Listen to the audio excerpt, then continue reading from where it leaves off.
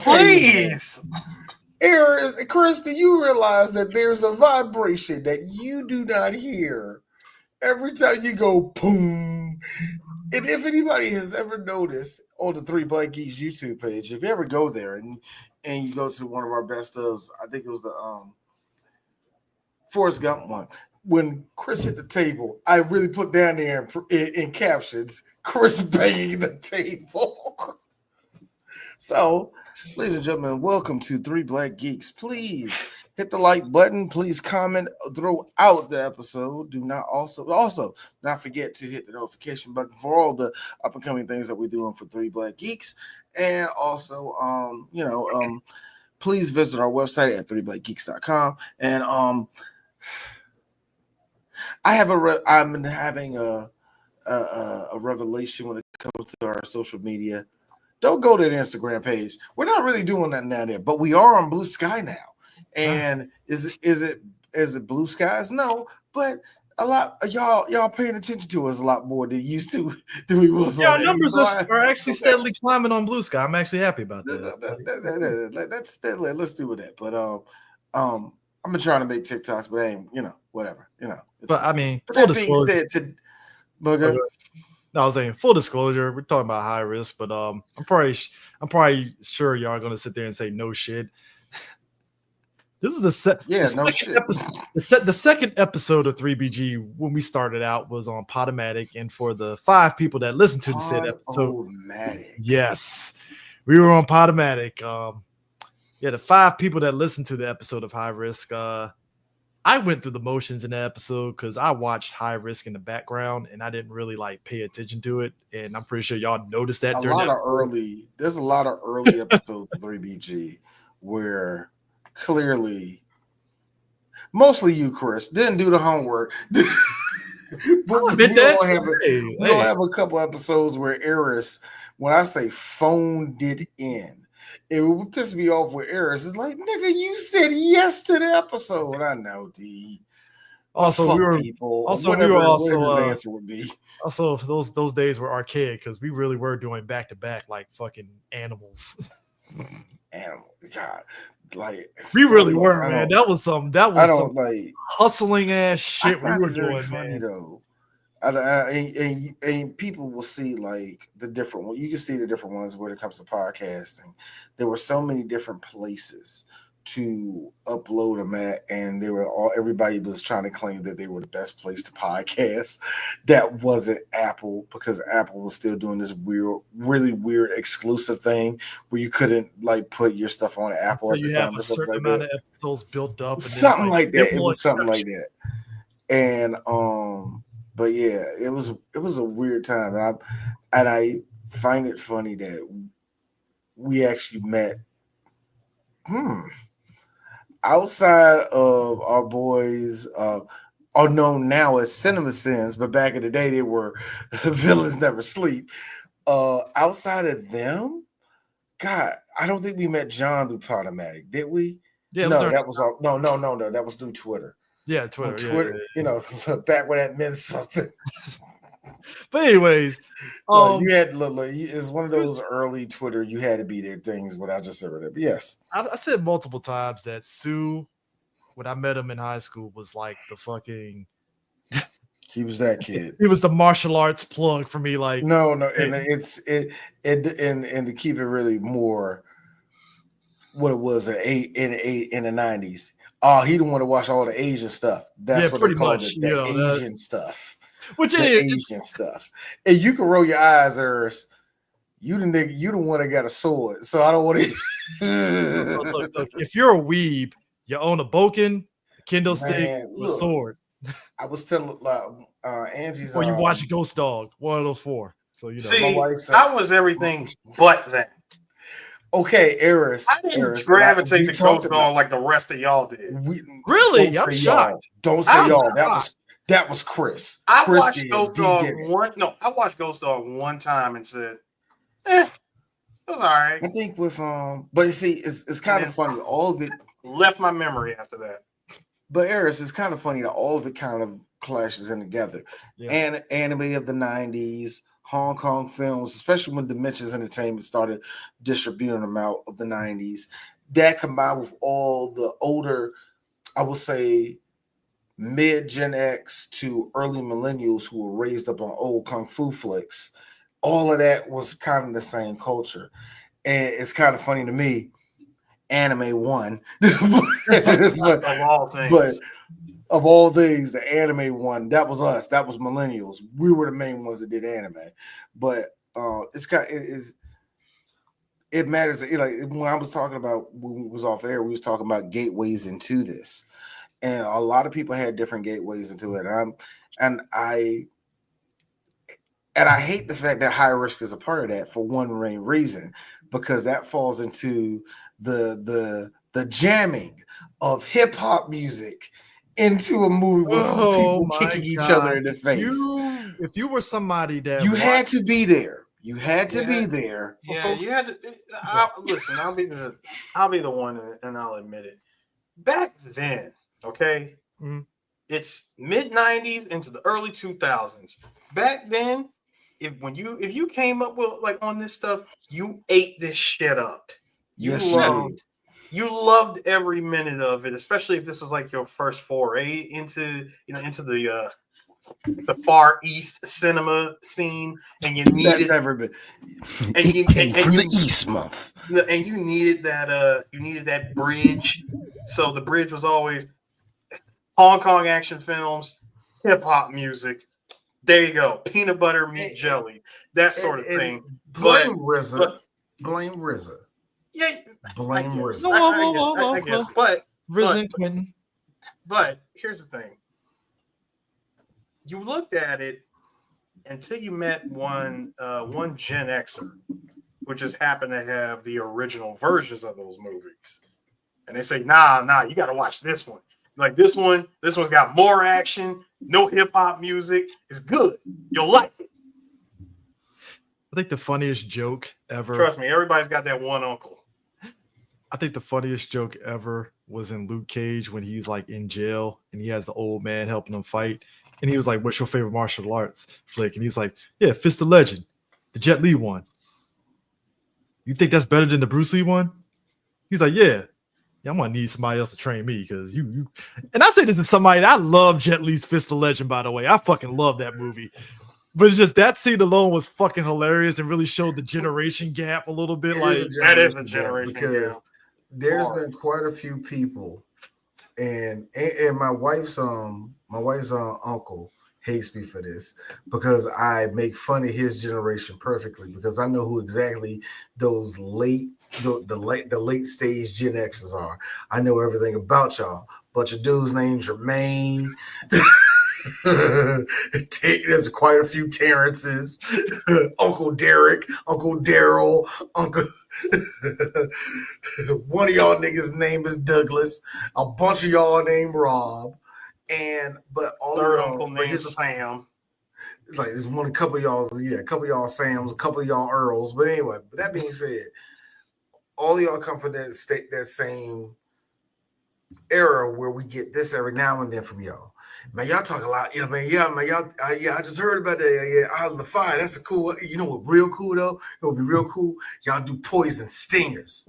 Poison Stingers. What's that? Oh man, it's this old Hong Kong fu movie that came out in 1970. Look, dog, that ain't about to happen. The closest you're gonna get, from us is gonna be like Snake and the Eagle Shadows because that's fucking Jackie Chan and shit. Or Bravo White Hair. Yeah. True. Now, both of y'all, can y'all agree that the Shaolin Monk movies are like the Tupac mixtapes that came out after Tupac died, where it's like, I don't think this is really Tupac. Oh, you mean Machiavelli? You mean Machiavelli volume 1 through 12?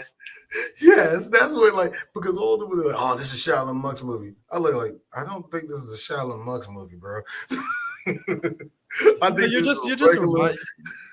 You bringing up the Machiavelli albums just further pisses me off on how egregious that was about how they were. It's like the nigga is dead. He's done. The future is now. Why are we still doing this?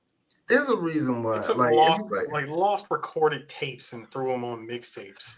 Somebody told me that it was so funny. It was so funny. Somebody was like, "Man, I don't like these young kids. I don't like how these young niggas rap, man." And some of the young kids said, "I ain't gonna take advice from some niggas that thought Tupac was alive in 2005."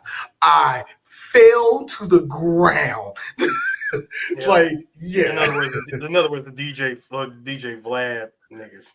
Because remember when they brought you will not speak that fucking white gentrifier's name on this podcast, sir. I will speak the feds because he will the feds.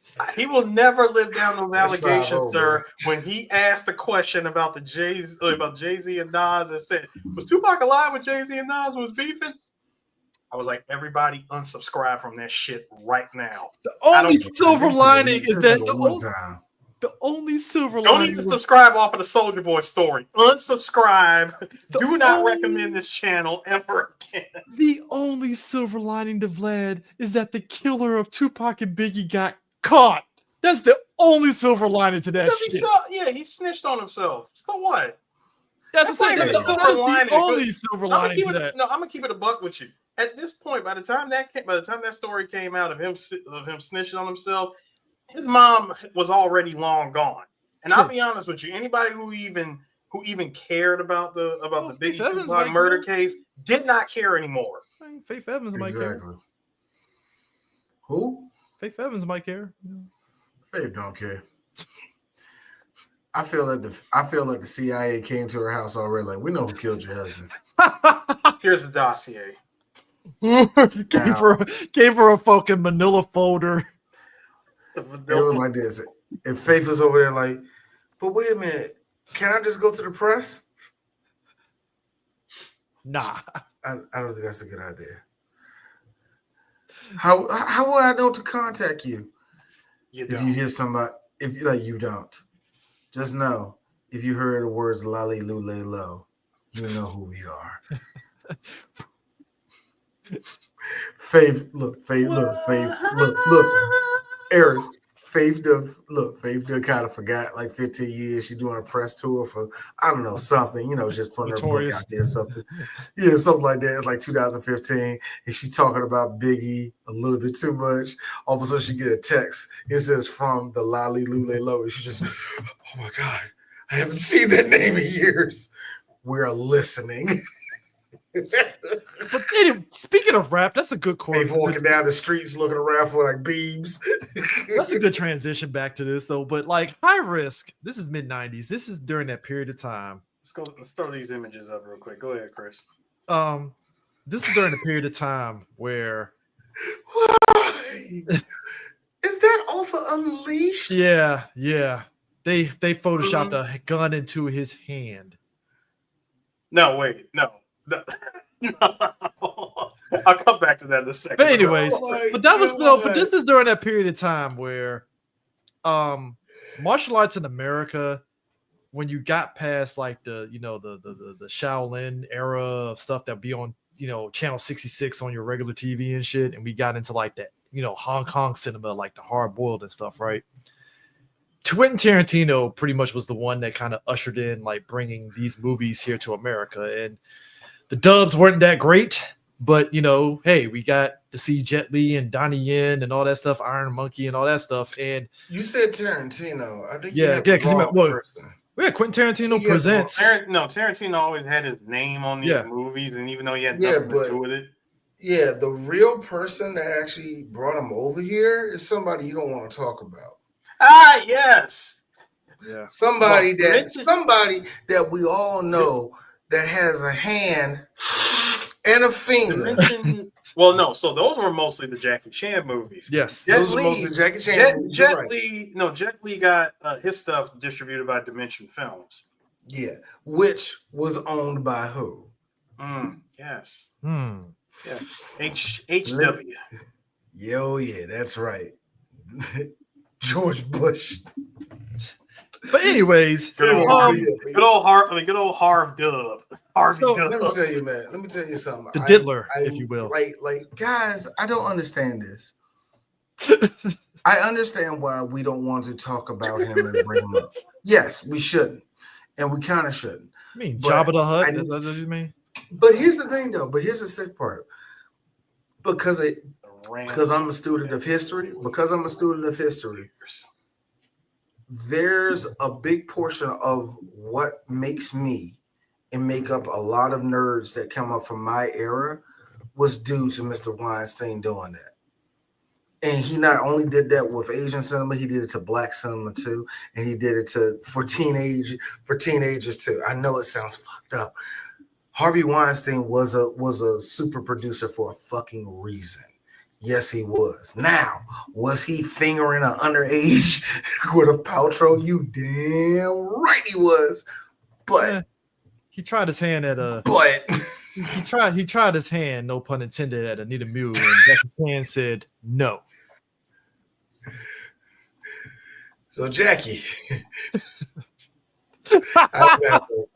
I really got a joke though. I thought I had a joke. I thought I had one. That was Chan. That was Chan on.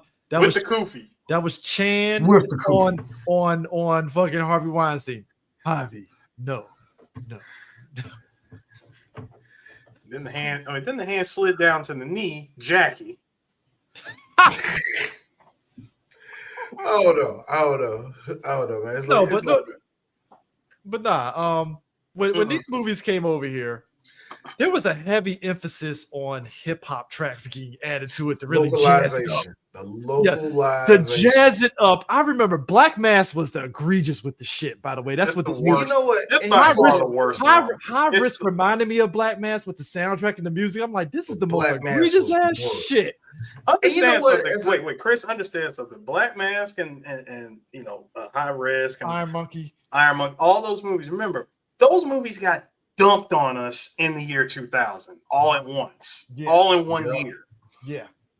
You know what? Here's the thing. I don't know who were the idiots at that time that subscribed to the localization of it. I don't get it because you can look at it and just hear the shitty music just play the whole time, like the hip hop.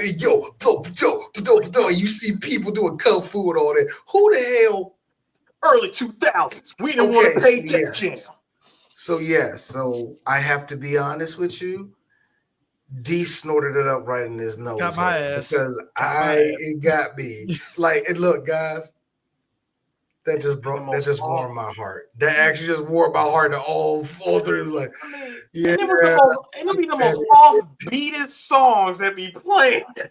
Dude, we all turned into Dana Carvey and Wayne's World with the fucking selling out and all that shit immediately. Boy, look, here's Dripped in Reebok. Look, I say this. There's a bunch of kids who are in high school and college right now. When they get our age and they have like a little show or whatever, man, you remember that shit that Megan used to do? Oh man, that shit was corny. She used to come out there and cosplay and do all that. Man, that shit was whack. They got beat off to that shit. Nigga, I did too. It's like so we like that was one of the things where we thought it was cool, but looking back, it's super corny. It was super whack. It was extremely corny. I mean, but you got to think about it. There was a white person at Dimensions that was like, thank you. It was a white person. It wasn't no black person. Put hip hop in it. Like maybe RZA was in the room to kind of inform. No, it wasn't. No, it wasn't. No, look, it was a white dude that worked at Raucous. It was a white dude that worked at Raucous Records that showed up. Oh, let me rephrase that. Marcus from the mailroom occasionally came up and was like, "Hey, what are you guys doing?" And that's about it. That's the closest you're gonna get to a black person. Hey, Marcus, you listen to hip hop. Understand something, gentlemen. These movies got released to us in the year 2000. Mm-hmm. These mid to early 90s ass movies, and it oozed mid-90s on us. It oozed mid-90s, and they were dumped on us in the year 2000. And we had a good run of this shit from 2000 all the way. I want to say up to like maybe 2009. That's when you started to drop off. Yeah, it felt like by the time 2009 hit, it's like finally you hit the finish line and caught up with the rest of the world on movies coming out. Like, not quite. I want to say around that. No, there was like a good 2 to 3 year period where they tried to say, "All right, now we're gonna take it seriously. We're gonna give you." The English dub, whatever version, And then the second disc will be the fully uncut original version from Dragon Dynasty. What I'm saying is, what I'm saying is like in 2009, like you think about like at that point, we were finally kind of starting to get the recent martial arts stuff past like Bak and all that stuff at that point. I agree, but the late 2000s was also when all the Lucky Star movies of Jackie Chan were getting remade, redubbed, and look, you said Dragon Dynasty. You said it best. Dragon Dynasty. Dragon Dynasty. He was right. Yeah, we didn't get that until the late 2000s. So Eris is actually kind of right with that. Yeah, but by the time it came, it only worked for like fans, like super fans who watched this shit from the early 2000s. Yeah. Because I'm gonna keep it real with you, Dragon Dynasty really didn't catch on like that with the general public. It should have, in theory. Here's another thing, and here's a weirder thing. Eris, the thing that you have been into lately, I haven't seen no girl. I would call 80s, late 80s, early 90s Hong Kong cop. Yeah, girl with guns. That whole little genre right there, what I like to call triad movies. Yeah, clearly funded by the triad. So you want me to movies? Look, hold on, but those movies really didn't become available. Really got an uptick when YouTube started letting them up on YouTube. Remember, they used to be a bunch of them on YouTube. Some are still. Remember, yes, you told me this. So a lot of them got taken off, but they're still like remnants of people uploading these things like the late 2000s, like 2011 and stuff. So there was three avenues when that line of movies were coming out. The original VHS. Yeah. When them shits came out on VHS, actually 4. At the time of their release, it was the VHS Laserdisc. Yeah, Laserdisc. A lot of those movies were released on Laserdisc. Both of these you cannot find, so forget it.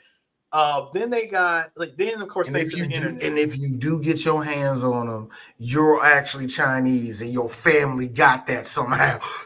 That's the only way. Then the third avenue, of course, was YouTube. Like in the early stages of YouTube, some of them survived and managed to stay on.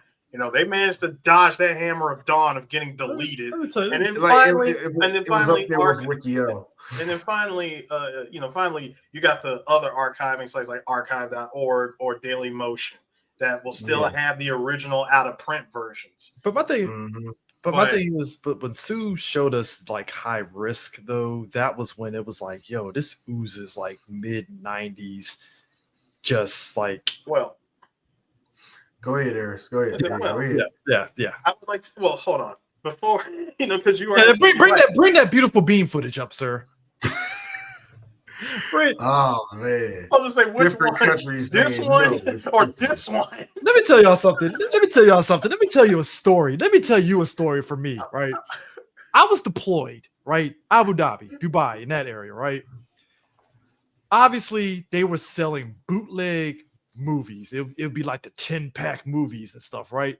When I see these covers, it reminds me of that because I still to this day have the 10-movie double feature of like Rock and Vin Diesel movies where it's like 5 of Vin Diesel movies and 5 of the Rock movies, and it's clearly Photoshop of their characters from certain films, and they like juxtapose it to make it seem as though it's like some action-pack double thing, and that's what these covers remind me of. It's like so let me point out to you the cover that you're seeing, like for anyone who's actually watching this, the cover that you see on the top left-hand side, that is the most recent cover. Is that like a reissue? It was a reissue. Did it come out here in the States or that's just Hong Kong? A lot of these are actually released overseas. Like you got to get them through like Terracotta or Arrow or Cleopatra, Shamrock, Eureka, Cleopatra. Like those other websites that sell these re-release movies with these limited edition slipcases. So that, like I said, that one on the top left is the most recent version that's been released. These other 3 that you see, the one on the bottom left, that's the one that we got in the United States. Wow. A shirtless Jet Li. A Jet Li that you will never see because he's never done a movie like that. When have you ever seen Jet Li this ripped? I mean, look. Jet Li at his best was never this big. Oh no, he was never this big, but I'm saying ripped. I mean, would you say Fist of Legend, maybe? Not even Fist of Legend. I'm trying to think. What movie? Dude, he was lean. Dude, that was also 94. He was lean as hell. I'm trying to think. When has Jet Li been at his most ripped? I ain't saying he got to be giant, but like ripped. He's never really been like that. I thought he has been at least close to it. No, he's always been like lean, small guy. Even if you watch his earlier movies, like was it like Shaolin Temple? That was like the one that put him on the map. He was a little guy. He was fast as hell and strong as shit, but he was never like busting out ripped. You know what I'm saying? No, yeah, I know. Jackie Chan he's never. Now Jackie, on the other hand, looked like that, but that's never been the case. Yeah. And when we look at this one, this is like the greatest level of high risk. See, the one bootleg. The one that he's over in the top right. I actually like that Total cover. Risk. Yeah, I like that cover. So that is the actual cover. Okay, yeah, that makes sense for the character. It does. But the bottom right, it's like, what, Romeo Must Fucking Die? Really? Bro, first of all, the bottom right, this is like my favorite. That the one? Dude, this is no. This is my favorite type of bootleg. Number one, you took the Romeo Must Die image, mixed right behind him the image of him from the movie High Risk. You got an image of Jet Li from two different timelines. This picture has him from 2000, and the one behind him is from 1995. I want folks to understand. I worked in a mom and pop video store. That is staple of the type of DVD covers that we would be getting when we were selling those martial art flicks. Like, yeah, like the movie that I keep telling you about with Sammo Hung, that was the sequel to fucking Killzone. And it's the cover. Yeah, Killzone 2. Yeah, the cover is so jank because I was like, why the fuck would you call this Killzone 2? This looks like a complete, and it's so egregious too. Especially if you've seen Killzone and you know how it ends. Yeah. There is no sequel. But it felt like they were trying to sell this new movie as a sequel to kind of sell the movie itself, which in and of itself is weird because it's like the movie was actually pretty good. So why did you call it Killzone 2? Right. I mean, you had SPL and SPL 2. Now they did, funny enough, they did make a sequel, I believe, to Killzone with what's his face? Bach. Shit. Darius dropped out.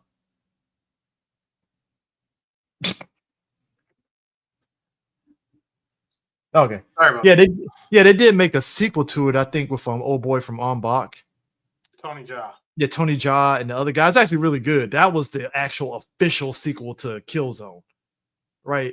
So it's just weird how that gets juxtaposed. But I remember when you told us way back about this movie and how, and this is before I looked at the wiki at the time.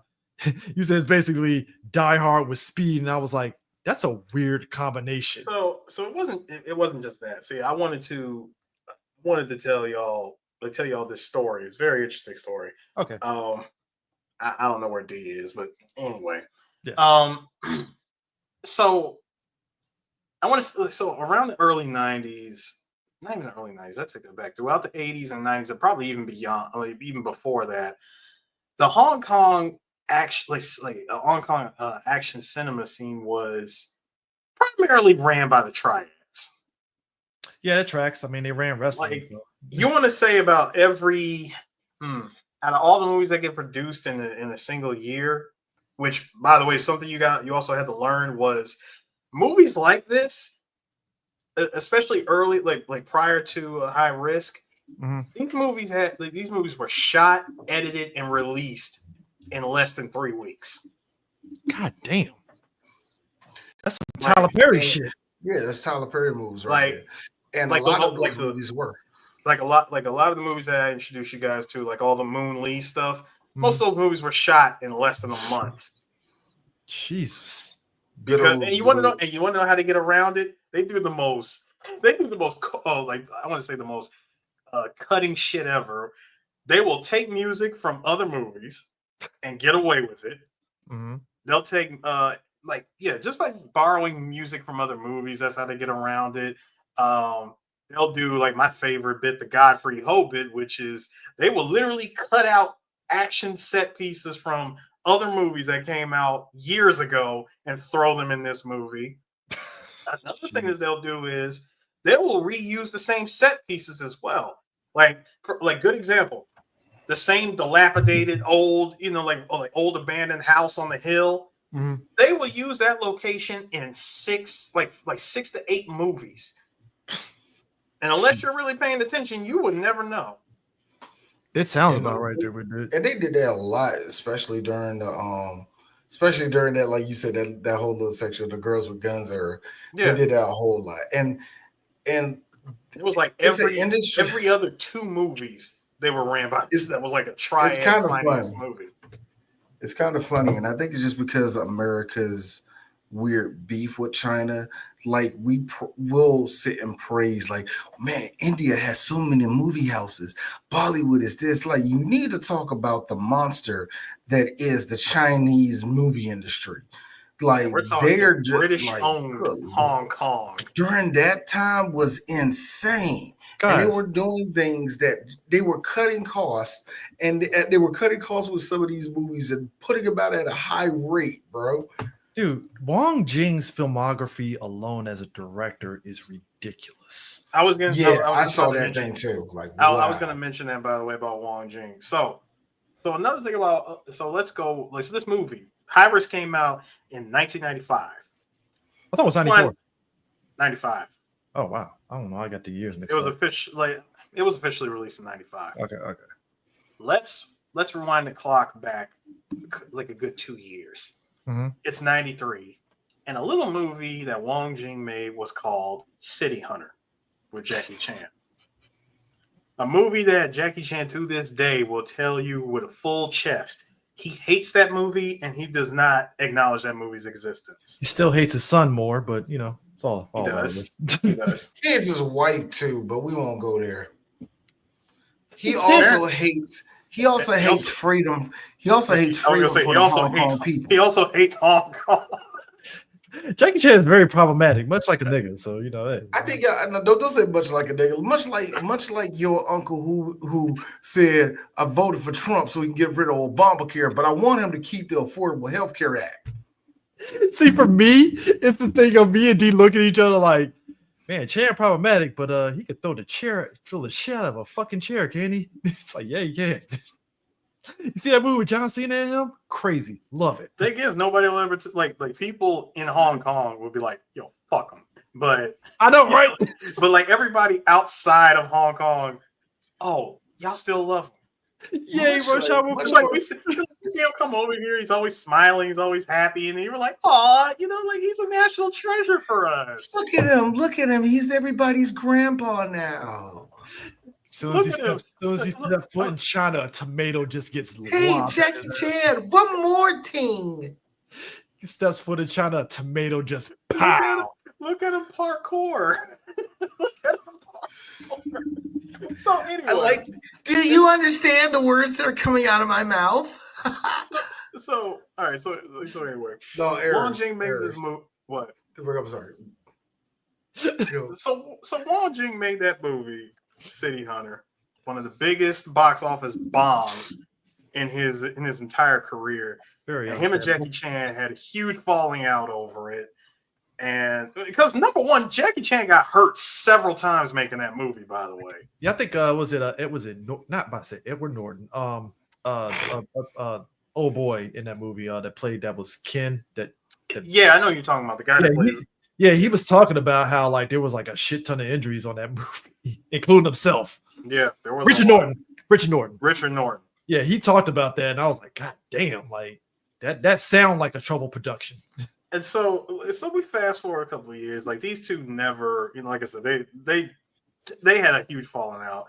And something I read out of here out of Far Out magazine says about Wong Jing, his methods can't be faulted in terms of ticket sales alone, regardless of how derivative much of his work tended to be.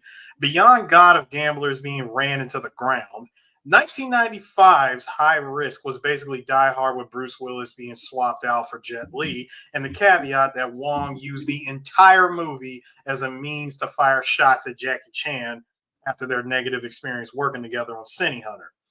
Never mind the success of his breakthrough feature film, turning him into the leading light of gambling-centric action cinema. A niche accolade, sure, but one he effortlessly mastered. Again, I want to say like his movies is like you can say like every 3 of his movies, one of them is actually good. I mean, it's like if you really look at his like filmography, again, it's a hot clip, like a huge hot clip, because like it isn't until you get to the 90s that some of the stuff you've probably seen before. Obviously, we're talking about High Risk and stuff, but then like you get to like things like, what was it? Actually, no, I would probably say 2000s actually for me, because I think he did a couple of, what was it? Naked Weapon, seen that. What was it? The thing for me is like I can recognize titles, but I can't say yes to any 2010. Me and Eris seen this. Future X Cops. I've seen that actually. Yeah, he did Future X Cops. Mr. and Mrs. Gambler, seen that. Naked Ambition 2, seen that. Like, Young and Dangerous Reloaded. That's the other one. See, he's in my opinion what you call successful. He's just a successful director. He's made hits. He's probably not like super regarded as like the best, but he's fine. He did Enter the Fat Dragon with Donnie Yen. So another man apparently the heirs had to break my heart telling me is a scumbag. That's just wonderful. Yeah. So what's the what's the scumbag level with him? Oh, Chris, by the way, so this is the level. So you know how everybody in Hong Kong hates Jackie Chan for being a part of the CCP? Mm-hmm. He took Donnie Yen with him. Man, him and Donnie Yen had their own January 6th, huh? No, it was more Donnie Yen and him were like this. Well, you mean they were more like this? No. Back to BlurCon. You best believe we're going to do that shit. I don't think you, man. He said not Donnie. Yes. Donnie too. Finding out that Donnie Yen is a MAGA supporter is so wild to me. Well, no. First off, that's an ironic thing right there. It's like, they don't like you, right, Donnie? You know the white. No. I'm talking Chinese. I'm talking in the sense of I'm talking about Xi Jinping is like, yeah, that's right. Keep sucking his dick. That's what I'm talking about. I didn't have that on my bingo list, nigga. I got his quote right here, Chris. In terms of in 2023, this was just last year. In 2023, Yen was appointed to the Chinese People's Political Consultative Conference as a representative of the literature and arts sector, replacing outgoing fellow action star Jackie Chan. Linda McMahon is the head of the Department of Education. What are we doing here, guys? He stated that he was a Chinese patriot and requested that his film roles in Hollywood must positively represent the Chinese. Everyone, boo this nigga!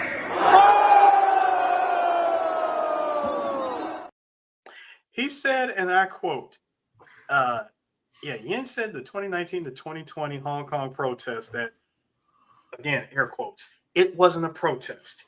It was a riot.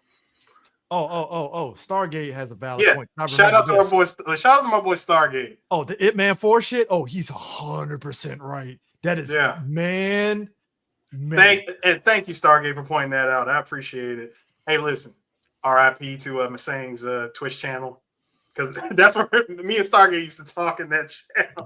Bro. But no. The Ip Man 4 shit, I remember that. Man. Because I was like. Did people walk out of that movie, Stargate? Here's the thing. Here's the sick part. We're American. We can't talk all shit. Okay, that's not our country. That's not our tribe. We real talk. That's not none of our business. Yeah. But where we stand at, where we're standing at, looking over the seas, we like, oh, this ain't a good look, bro. you know how everybody likes to say, oh man, how's this going to make us look to the rest of the world? You have to be knowledgeable of that. Like that's why.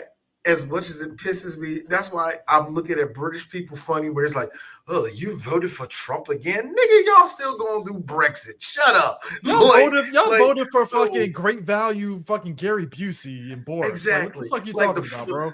It's like, yo, I don't want to hear that, man. The Brazilians over there, like, y'all voted for Trump. Y'all did like 8 times in a row. Don't do that. Difference is, guys. At least they arrested that guy after hang on. He tried to do the January 6th down there, and they stopped that shit. No. Listen. So, thank you once again, Stargate, for pointing it out.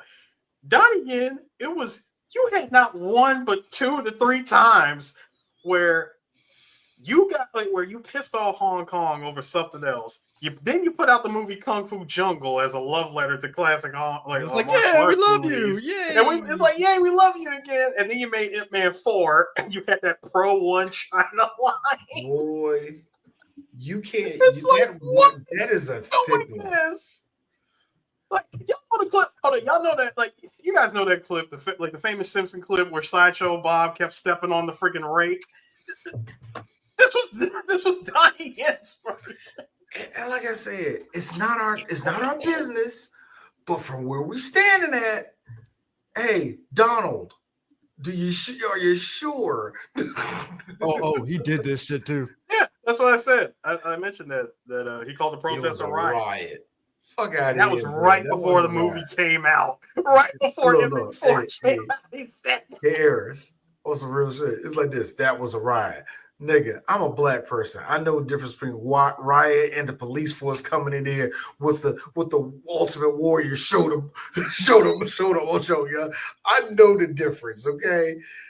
Fuck out of here with that, Donnie. Fuck out of here with that, bro. Well, he said, I love to hear that. Ip Man is dead. Wow. Man, yep. Oh, I remember after Ip Man 4. Look, I liked Ip Man 4, but like reading, I did it. I'll be real. I did it. I enjoyed it, but here's the funny part. I remember going on Reddit and just reading. Everybody was like, "Yo, fuck this movie," and I was like, "God damn!" Like, oh, you know what? Fair. Listen, they let the chopper fly on Donnie. Okay, Eris, do you remember that movie that came out years ago where it had Andy Lau, Jackie Chan was in it? It was basically how they kicked the Japanese out of China or something like that. They were all wearing white, and they was like bucking each other. They were like shooting each other in the streets and shit. Yeah. And Andy Lau died with his song playing in the background. But you look at those movies and when you study them for 2 seconds, it's like, oh, well, we Americans like, wow, this is really patriotic. This is how their country is formed. If you're in China, it's like, wow, this is propaganda. That's what you're gonna tell me. Andy Lau's in the cut somewhere. Andy Lau, look. Saying fuck Jackie Chan and surprise me. It wouldn't surprise me if Andy Lau was with them on that. Because it sounds like it wouldn't surprise me, man. But again, I don't know the inner workings of Chinese politics like that. Yeah. So I want to preface this before we get back to the movie. Let me run with this real quick. So at High Risk, Jet Li plays a stuntman and bodyguard for a Hong Kong action hero that's supposed to parody Jackie Chan. The Chan parody, played by Jackie Chung, which, by the way, Jackie Chung, I want to say real quick, the range on this guy is something else. If you've never seen Jackie Chung outside of this movie, watch his other stuff. Watch his early 90s, like late 80s stuff. Dude is like, he's amazing in in the movies that he does. Great actor. Now, Jackie Chung was portrayed as a drunk, a womanizer, a coward, and someone who was far past his prime. In a resurfaced 1996 interview, although Chan took offense to the portrayal, he chose not to lash out at Jing. He took solace in knowing that the film later bombed in the theaters. That's petty. That's petty. Oh, but hang on. No, that's how you look. I don't blame Jackie. Hold on. Quoted by Jackie Chan, Wong Jing always wanted to make quick money. Everything quick. Of course, I'm not happy, but what can I do? I can't say, stop, don't do it. Nah, let him do it. Let it be. People will know what happened. And later I found out that I was right. Nobody saw this movie. So, hey, he can be petty to me. Jackie he's being very petty. To me on this he's being very petty. He also said that, and apparently Jackie also disclosed that he believed that both Jet Li and Jackie Chung were embarrassed to be, for being a part of this movie.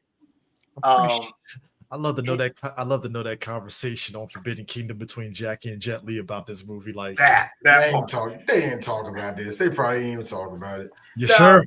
Now he said, now hold on. He also went on to say that, he said, listen, I'm happy. A lot of people would ask Jet Li and Jackie Chung, why are you doing this? Like, why did you do that movie? I think that they were very embarrassed about it. Even now they look at me like this, like just head down, kind of sad, in shame and shit. And he says, before they would look at me like, yeah, like we did it. But now they look at me in shame anytime that movie ever gets brought up. I feel honestly, Jet Li and Jackie Chan were like this on Forbidden Kingdom talking about the movie. Like, yes. I just feel that was the conversation.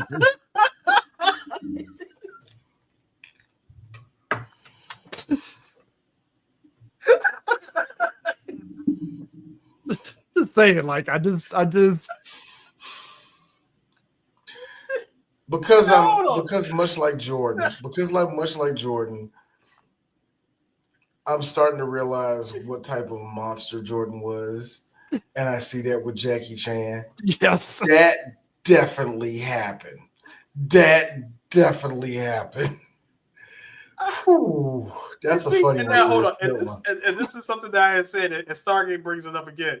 Jet Li is smart enough to keep his head down, though, and not make stupid public statements. Because Jet Li, to me, honestly, like, I feel like, because even when Jet Li was in America and he was doing press junkets, Jet Li never struck me as the type that was really like a talkative, I want to talk to the media type. No, he wasn't. He's never been that way. Even in China, he's never been that way. I mean, he is a hardcore practicing Taoist. Okay, first of all, the man has had three citizenships. He was Chinese born until 1997, and then from 97 to 2009, he was American, and as of 2009, he is Singaporean. Yeah, but that's what I'm saying, and that's a good thing because that's somebody that knows their limits and stuff. That's why it made it funny on the Romeo Must Die press junket. Jet Li is just sitting there like, I'm just happy to be here, and everybody else is doing all the talking. It's like, all right, cool. That's why he what about you, Jet Li? Hi. Okay, USA. I forgot about that. There was are you serious? I forgot about that. Thank you, Stargate. Holy shit.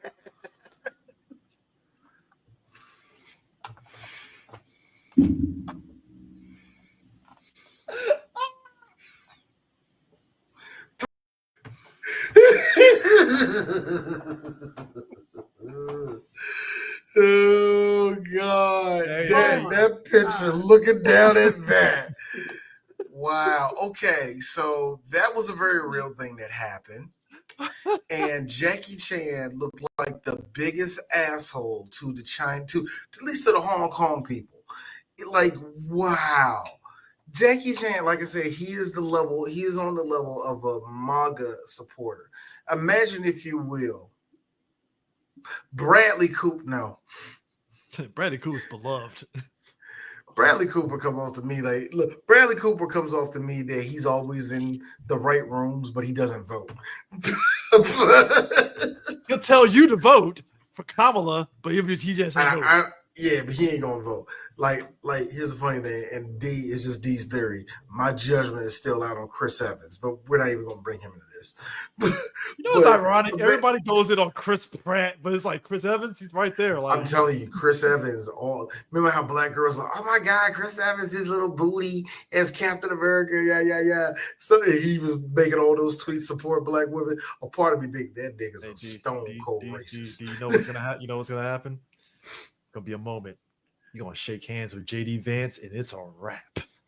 Boy, it's going to be something subtle. We just Captain America when Hydra shaking hands with JD Vance. Boy, niggas like me means we was waiting on this day. I've been waiting, but no. But yeah, a lot of these movies. This was an interesting. No, this was an interesting time, man. When these actors, bro. I'm telling you, Andy, we're going to find out that a lot of these actors are going to be like that. It's like now. Shit, and you wonder why? No, you wonder why Anthony Wong like moved to Taiwan and shut the fuck up. And I know a bunch of y'all like look at Michelle Yao. Michelle Yao left the country and got a white dude. It was like I ain't in it. And ironically enough, for years, has thrown shade at Jackie Chan every minute of the day. Every time, if you give her a clear shot in 4 minutes, she's going in on Jackie Chan. She's talking about Jackie Chan and how much he sucks. Oh, Jackie was so chauvinistic. Michelle, like, oh, women can't do stunts. I'm like, Jackie, come on, bro. Like, bro, what are we doing here? Come on. Man, like you know the amount of movies that he was supposed to be in with her that he either turned down. Too. That he either turned down. Oh, it's oof, yeah. It is sad too because it's really sad too, man. That's the one mark I gotta put on Jackie Chan is that he said a lot of scumbag shit, and actors do that. Do that, and some actors recover from it, and some actors they turn into. Who's that nigga from Charles in Charge that's still behind the president? Scott Baio. Scott Baio, yeah. You know what I mean? Like some people just double in, want to be a part of. I guess the right one. The right because they got to extend their 15 minutes of fame, and Scott Baio's 15 minutes of fame died after Joni Loves Chachi. So it's funny. I can see how American actors do that because it's always like, the Kevin Sorbo's, the used to be, the Dean King used to be the shit guys. They do that a lot, but that's why we see Kid Rock all over that shit. But like it's always them. But in China, I can see how they use celebrities for the good of the country. You know what I mean? And again, we're not Chinese. We're not even Taiwanese. What the people in Taiwan? Yes, I know Chinese Taipei. No, nigga, Taiwan. What they going through? Like I said, we're not close to those politics. But there's something about when the country themselves start picking celebrities to talk for them, to be their mouthpiece. And here's the funny thing. I can see why people see Taylor Swift, Beyonce trying to talk for Kamala going, this ain't right. I can understand what you're seeing with that. You always want to be wary when a celebrity is a mouthpiece for the government. Yeah. It's funny seeing it from China because it's like we see it. I mean, because if you know the people there probably see it too, and they can't do nothing because there's a billion people in China. So you know what I mean. But here's the thing too: the propaganda even extends to Thank you, Stargate. Exactly. The propaganda even extends into the movies because the what was it? I forgot. I'm about to say the Red Wolf movies or whatever and shit that came out over Red Cliff. No. It was an action movie. Eric, your boy from Killzone that had the knife and baton fight with Jing Woo? Yeah, Jing Woo. Wu Jing? Yeah, Wu Jing. He did 2 movies. It was like something Wolf. Wolf Warrior. Yeah, Wolf Warrior and Wolf Warrior 2. Because Grillo was in one of them, right? And it's huge Chinese propaganda film. Like It's so huge Chinese propaganda. It's like, yo, fuck America. Like the Americans and the British are like the bad guys. That shit, you know. And it's an entertaining movie, but it's like, wow, they really just don't like Americans in this movie. Yeah, hey, it is what it is, you know. Like it's not even so much the hate American thing, because I can give a shit if a country makes a movie like I don't knock it. I ain't knocking it at all. America, we make plenty of movies of, so you come to the Rubo Hali, my friend. We make a whole lot of them. Okay. 2024, we're still doing that shit. That blows my mind that we're still doing that. So American, you want my oil. Well, you will never have my oil. We will commit jihad in the middle of Iowa. Yep. we see plenty of them, man. And with any of these clearly propaganda movies, you just got to be careful. As Americans, can we enjoy these movies? I hate to be that person. Yes, we can, because we're not a part of that country, and we can get the entertainment for what it is. Let's not be mistaken. That CCP Top Gun was terrible. It was fucking atrocious. So yeah, that's what I'm saying. Let's not be mistaken. When propaganda is there, it's there. We talked about that when you just said Top Gun. When we talked about Top Gun, people would say this is propaganda. I was like, it's light propaganda, meaning it's just telling you to join the Navy, the Marines. It's not really telling you to go over there and kill all the root. It's not doing that. That's when it gets into that section of propaganda, it's very dangerous. And that's what I'm saying. We as Americans, we can kind of enjoy this. We can. But the reality is, these are some terrible ass people. And there's a reason why Michelle was like, yeah, fuck all of them. But anyways, but going to this movie, though, the funniest thing for me about movies of this time that came here in America is the dubbing. And dear God, the way I fucking died at the dubbing, particularly for the doctor, like, oh ho ho. High risk, high reward. Go ahead. Go ahead, say it. Like, after all, no risk, no reward. I like that one scene where you see Jet Li's ear twitch. What do you hear? I laugh at that line a lot, and the reason why I laugh at it is because of how much bullshit that line is. Because for one thing, I happen to find the original Cantonese dub on the Daily Motion. So I watched this. In fact, because I got a 2-monitor setup, I said, you know what? I'll throw up the English dub on one screen, and I'll put the Chinese dub up on the other screen, and I'm just gonna play them back to back. Right there, I wish I had the clip of Bender. He's a madman. Yes. Yes. I was also madman shit because I wanted to see. I said, wait, one's an hour 40 minutes, the other one's an hour 48. I'm like, 8 minutes worth of footage is cut out. What the hell? Okay, so I'm sitting here watching these both side by side, and every now and then I had to pause one just so I can hear a hilariously bad dubbed line. Like a great one by the great Billy Chow was, "I'm like, my name is Kong, 8th wonder of the world, and I'm gonna kick your ass." Just reminded me, the dubbing of this movie just reminded me, and I don't know, Sue probably played it more than D at the time. That fucking dub for Yakuza 1. That's why that version of that game. That's why y'all fucking love this shit so much. Okay. The dubbing for Yakuza 1 was just so, it reminded me of this movie because it's like, yes, you got a lot of them did that. A lot of them fucking dubbed the game. So here's the thing. I've said that when it comes to the dub always will swing around 2 sections. Really shitty, or they got good people to be in it. It's just that the script they're reading is shitty. And in this one, we got good people in it. It's a shitty script. Because let me tell you something. That no risk, no reward line. You want to know what he really said? What do you say? A man can only rely on himself. He said that twice. 5 people that we know, 5 people with a name that we know that were dubs in this. Michelle Ruff. Okay. The doctor's voice was done by Duran Norris. And if everybody knows who Duran Norris is, you're like, Cosmo from Fairly Odd Parents? Yes.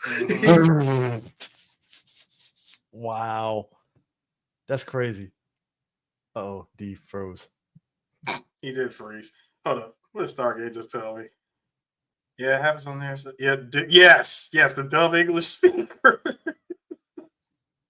They go from sounding like natural English speakers to really shitty English speaking Chinese. Lex Lang as Frankie Lone.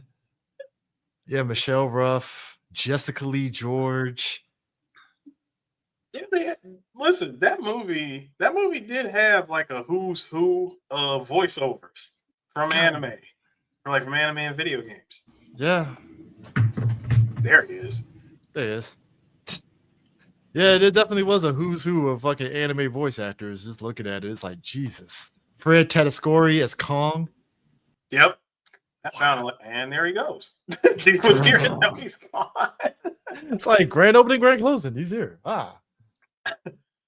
But I always am wondering though, like, how do these dub actors get looped into these movies? Because that's a lot of movies that be looped into dub. Like, you think about this movie, your Iron Monkeys and all that stuff. It feels like that's a lot of work. Not so much, because a lot of times the company that they either got the license to do the English dub of the movie, which they they always got to turn around and look for a company to distribute it. But because they have access to the movie and they can put it out how they want to put it out, looking for people to dub it, they could probably throw out applications like a job listing for anyone that wants to dub a movie. They get brought in and they're like, hey, this is the movie. Here's the lines. You're going to be this character. You're going to be this character. And all they got to do is just do a bunch of line reading. Oh, okay. And a lot of times, whoever the script supervisor is for these movies, especially for this one in particular, I really wish I could meet him. Probably getting paid like pennies on the dollar for this shit. Because I really want to ask them, when you have decent subtitles, which I will admit, a lot of Hong Kong action movies, especially from the late 80s and early 90s, had like the worst of subtitles. And by worst, I'm talking those subtitles where it's white Chinese like kanji characters on top, English on the bottom. And the shit is so white. For the love of God, you better hope that like whatever actors are talking, that they're not talking outside, because you're not gonna be able to read shit. Blends in with everything else behind it. I mean, it just blends in with everything. And what makes it suck is they'll do that in the movie, like, and you try to watch the movie, and a lot of times those subtitles are either badly translated, there's horrible misspellings, there's like all sorts of stuff.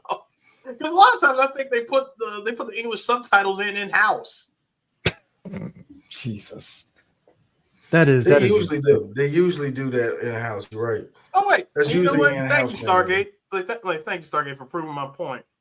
Yeah, they put out that in WhatsApp groups for extras and dubbers. Yeah, that sounds about right. But like this movie though, like I will say this, action comedy that it is, I will give it. It is very entertaining. It hits a lot of tropes for certain characters. Like for instance, you follow one of the guys that's a cop whose girlfriend doesn't like that he's a cop, and funny enough though, what I like about his character, of course, we have a reporter in this.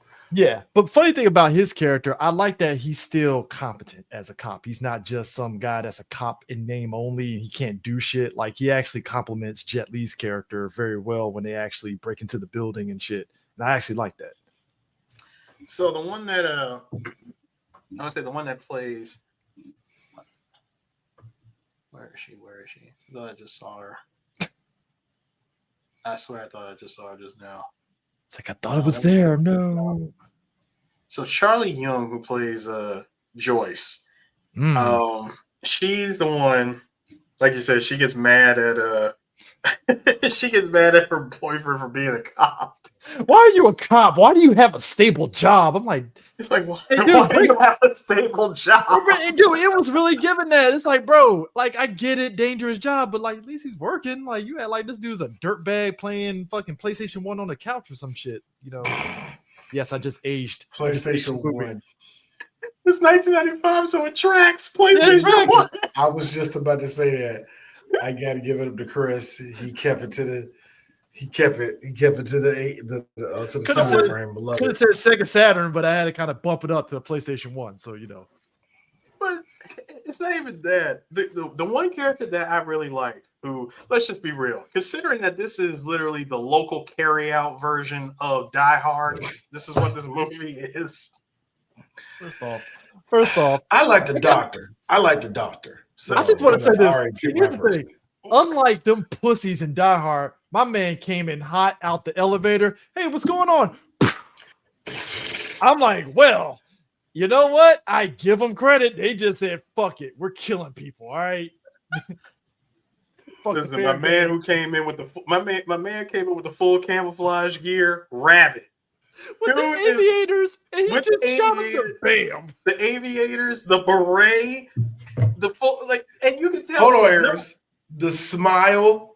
The smile, yes. And the fact that number one, the fact that he's dressed completely different from everybody else to show you that he's the one leading the gang, like leading the army, right? So one thing that the English dub does not, they didn't bother putting that lore in the movie. That's actually the Doctor's brother. Really? Yeah. Oh, okay. So you know the part when after Jet Li killed him, right? Yeah. And they held the memorial for him, the tossing of the papers and stuff, and the lighting the candles and all that. Instead of the line saying, instead of the Doctor and the dub saying it was one of our finest, and instead of that, the line was, Kit Lee killed my brother. Right there, I said, oh yeah, that's right, because this is Die Hard. This makes the Doctor both Hans Gruber and Carl. Carl, you're right. He's Carl. Instead of Carl's brother being killed early in the movie, he gets killed later in the movie. I mean, just... No, but I'm dead serious. This movie... We're through the looking glass here, people. No, but I'm dead serious. This movie really is legit, like the most local carry-out version of Die Hard. I mean, they try to follow damn near every beat to a T. I mean, the dub literally says, this sounds familiar, like a movie. They try. He's like, so I'm trapped in a building with terrorists. Like, I'm all alone. This is familiar. I mean, look, except we What have... doesn't help that part is the character then going, ha, ha, ha, ha. Right after that, it's like this. They didn't say that in Chinese, but I'm going to let it go. I'm going to let it rock. Now, you know the line that they did? Now, you know the line that Valerie Chow said she was the one who played the porn star. God, I hate this dub. She played, because she was not that. She was basically she was the Doctor's, again, the woman of this gang of terrorists, the woman assistant, if you will. When she said the line, the superhero, my ass, she actually did say that in English and Cantonese, and I thought it was hilarious. Yeah. I was going to ask if she was the reason why I halfway believe she was a porn star, because I thought that they were still making fun of Jackie Chan. No, see, the only thing they made fun. The only reason why I never. No. The only thing they made fun of Jackie Chan for was just number one, him just being a super womanizer. Now, I will say, because I did watch a documentary, accurate, and it's accurate to a T, where Jackie has either gotten drunk and belligerent on set with some of his female co-stars. It's been known to happen. Come on, this is pre-97. This is before Hong Kong was given back to the people. Want no trouble, toots. Gotta remember, gentlemen, and Stargate probably he can agree with me and co-side on this. There was a movie that our boy from Shang-Chi and the Ten Rings, Tony Leung. Oh yeah, Tony Leung. Yeah. So you know that his wife, Karina Lau, was once kidnapped by the Triads while they were filming a movie that they worked on together. I remember that. I remember somebody telling a story about that. I think it's somebody on Twitter I was following in the early days that he mentioned that. It was, yeah, it happened. That happened. Yep, confirmed. I just feel like there's so many movies that can go with just all the stories of like girlfriend kidnapped by triads. Are you badass enough to fucking save her? That kind of shit, just. Nah, it's simple. It's simple as that. You have our money. You got our money. It was always about money. It was always about it's like money. this. Like, Do we're you gonna go have ahead our and hold. money? We holding her hostage. That's what I was like. Do you have our money? Nah. Girlfriend walking on set by herself. Triad. Oh yeah, that was the reason. They kidnapped her because they wanted her to be in their movie, and she said no. You don't say no to the triads. Are you crazy? Well, apparently you can say no enough that you get Anita Mui and a bunch of other more popular actors to lead a union against them. Apparently that chick was like, Again! You fucking idiot! that woman said, fuck your patriarchy. I'm going to say no. And I'm like, well. But once that happened, this is just me. Once that happened and they got the triads out of the Hong Kong cinema scene, the level of quality started to just a little bit. Of course it is. You're not getting the best of the best. Come on now. We're not getting people doing like the craziest stunts in the world anymore. We're not getting lack of PETA for the amount of animal abuse. Look. I ain't trying to put you on blast, Sue, but like you the porn guy. Like, didn't that happen to some bootleg porn people that was doing studio productions jank as fuck, and a lot of those actresses was like, nah, I ain't doing this shit. Sir. Hold on a second. You gotta give me a heads up.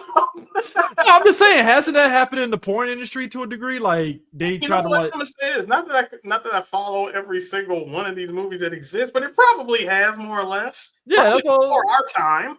Yeah, I'm pretty sure that's happened in the porn. And yeah, I'm pretty sure that happened in the porn industry before somebody was like, "Nah, bro, you can't do this shit." Well, technically, I would say from a porn perspective, most that you had was motherfuckers that caught a disease and didn't know, and they were still working. Hi, Mr. Marcus. Shut up. Shut up. You ain't wrong. I mean, you are very much correct, sir. But Mr. Marcus gonna appear behind me like Candyman and punch me upside the head. Like, never know, man. Never know. Not with that trucker hat. I got rid of my. Nigga, did you know that I can see you? My trucker had aspirations died. When I saw Mr. Marcus. Thank you, Stargate. Yes, that quality went way down.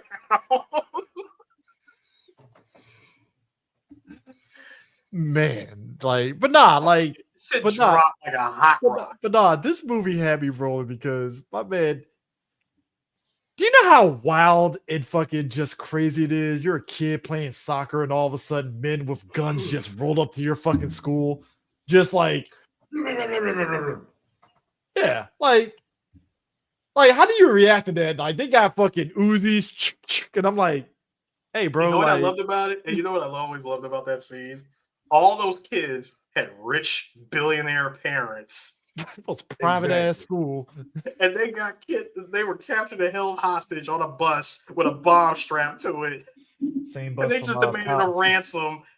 They demanded a ransom of like what, $3 billion. I'm like, nigga, that's a drop in the bucket. Same bus that Godar had in Mighty Morphin Power Rangers that he held for the Rangers. You stop it right now, sir. You stop that.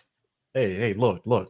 Hey, first of all, different country. Don't matter. Either way, it's a Toyota. And it's it's a Toyota. It's getting done. It's crushed. You know what? Either way, it's cars. done. Speaking of cars. Number one, the Mercedes trucks, though. The Mercedes trucks when the terrorists came, rolled into the back. They don't make them like they used to, man. They do not. They do not, man. Like, I like how my man, the doctor, meanwhile, it's like, yeah, I'm not going to be with you guys. I'm going to be over here helping this old lady walk across the street while I got a bomb on this. It's like, I'm gonna make this phone call in Midtown. Some Deacon Frost level of like, just like, all right. Hello, madam. Let me help you across the street. Like I said, this dub is so terrible that it's funny. It works. It's like I said, you get the two level ones. You get the ones that are dirt, and then you get the ones that are good. Anytime I hear Emily Brown or Michelle Ruff, in the background. It's like, oh, we got the A team. Anytime you be like, that's Tony Oliver. Yep, that's Tony Oliver. Yeah. And in this case, when I heard Frankie talking, I was like, oh, that's Lex Lang. We got the good squad in this one. And D noticed, if no one else noticed, hey, Kurt Thornton.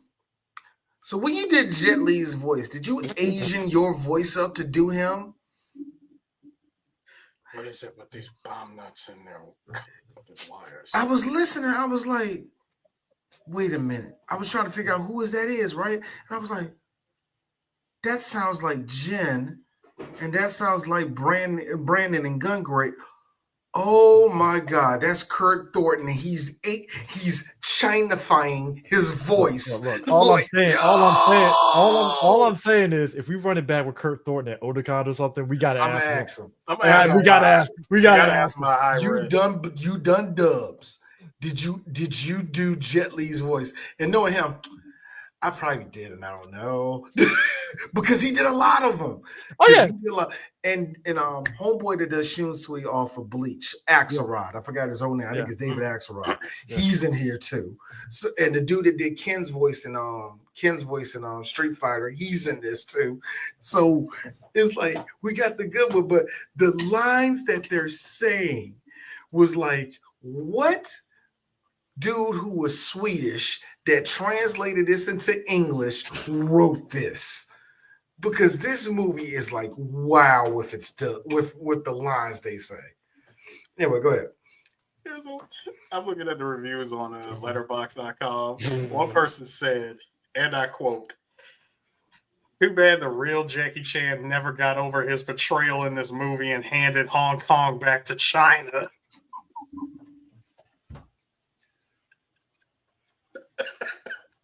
See, this is gonna fuck it up on the inevitable time we get a chance to talk to Jackie Chan, because the urge to want to ask him about CCP and all that shit is gonna be high. Oh, you're gonna have to high kick me. He gonna have to roundhouse kick me, because that's the first question coming out of my mouth.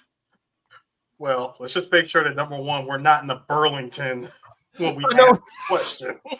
Like, hold on, D. Before you ask that question, let's go and take these chairs out this room. Move the chairs. We are in a padded room. Like, I need all tables and chairs out of this room. I know Chan might surprise us and just say this interview is over and storm out. I would be like, well, mission accomplished. Took it better than I thought it would. Actually, if we're on the red carpet, how far away? Look, if we're on the red carpet, how far away is he from those the curtain things that to hold up the curtain? How far is he from these? The rope, how far is he from that so you pick it up and swing it out? Apparently, Jackie Chan called me a nigger in Chinese. Kind of crazy. How did you know he thought about killing myself? It's like, how did you know he said nigger? I don't know. Because he said, "What's up, my nigga?" That was a very racially charged Chinese language right there. And here's the funny thing: Jackie Chan has known English long enough to go, "Don't come to me with that shit, nigga!" Like, yo, whoa there, buddy. Hey, here's me. Whoa, all right, orange chicken, calm down. All right, Mr. Ching Chong. Like, what are we doing here? All right, Egg Foo Young, you want this one? You want this one? I'm like, hey, Hunan Palace, relax. Eastern Chinese food. You need to chill out before you come over here. Look, you know what, man? I love how us as black. I love how us black folks, we could be racist as fuck in the funniest way possible. Give this shit to DC. Whoa! It looks like Denny's over here trying to tell us some shit. Hey, check this shit. Look. Hey, check this shit. Look. Whoa. Hey, yo, Eddie Lennox, let's calm this shit down before you. Hey, yo, if you're in the DC area, and you want good carry out, if it's Denny, it needs to be Danny's or Eddie Leonard's. One of those two spots. They always have the bomb chicken. One of these guys said it best when it came to Chinese carryouts. When you see the rankings, if it's 3 stars or 3.5 tops, it's good Chinese food. Anything higher, Don't go there. And they hired, they done pumped that up. Check this out. Going back to the movie, I want to mention this because this is a very good point. The villain is so genius in this movie that he predicts that he needs poisonous snakes to kill someone in the toilet.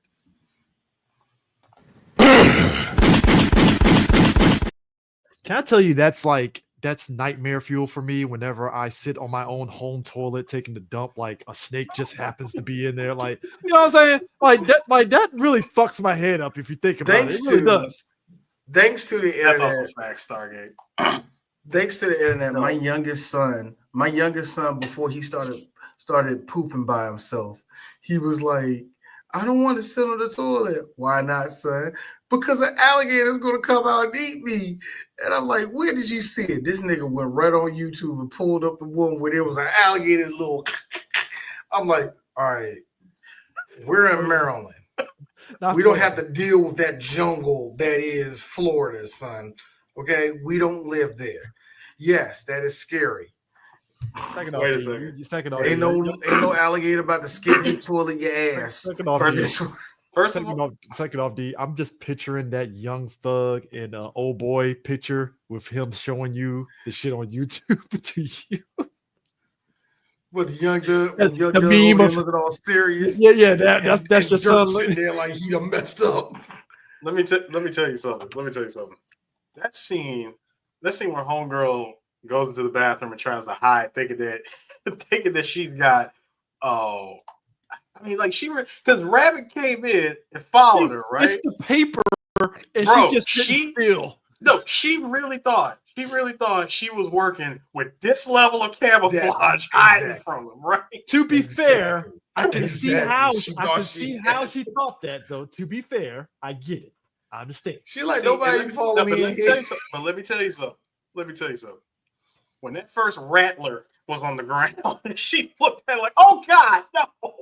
Also, my man was such an asshole that he just said, "You want some snakes?" My man's like, "Yeet, yeet, yeet." I already hate it's snakes. Hey, no. The worst part is when you out here throwing out demands as you're throwing fucking reptiles at me, poisonous reptiles. You know that my thought process, my composure is absolutely fucked at this point. You're just casually throwing them shits at me like you're throwing rice at me. No racial. But you're doing that shit ain't cool. Is it really no racial? Because rice is a very multicultural food. No. In the context of this movie, I'm saying no racial. No. Not to mention you got a whole ass Komodo dragon on the stall next to me. It's not. Because Chinese, Japanese, and Korean people do it to themselves when it comes to the goddamn rice. Okay, you're not wrong. That's like when white people say, "Oh, fried chicken." Yes, I love fried chicken. So the Asian people need to stand up for what they make. Rice, y'all make bomb ass rice. Stand up for your own truth. Right? Fair enough. I'm just saying it. I'm saying it for safety. I know what you mean. I feel you. Like I said, you're throwing all this poisonous shit at me, and I'm like, bro, my composure is fucked. So like, you trying to ask me something? I'm like, nigga, why are you throwing this shit at me? You trying to get a demand out of me? This ain't gonna work. It really ain't.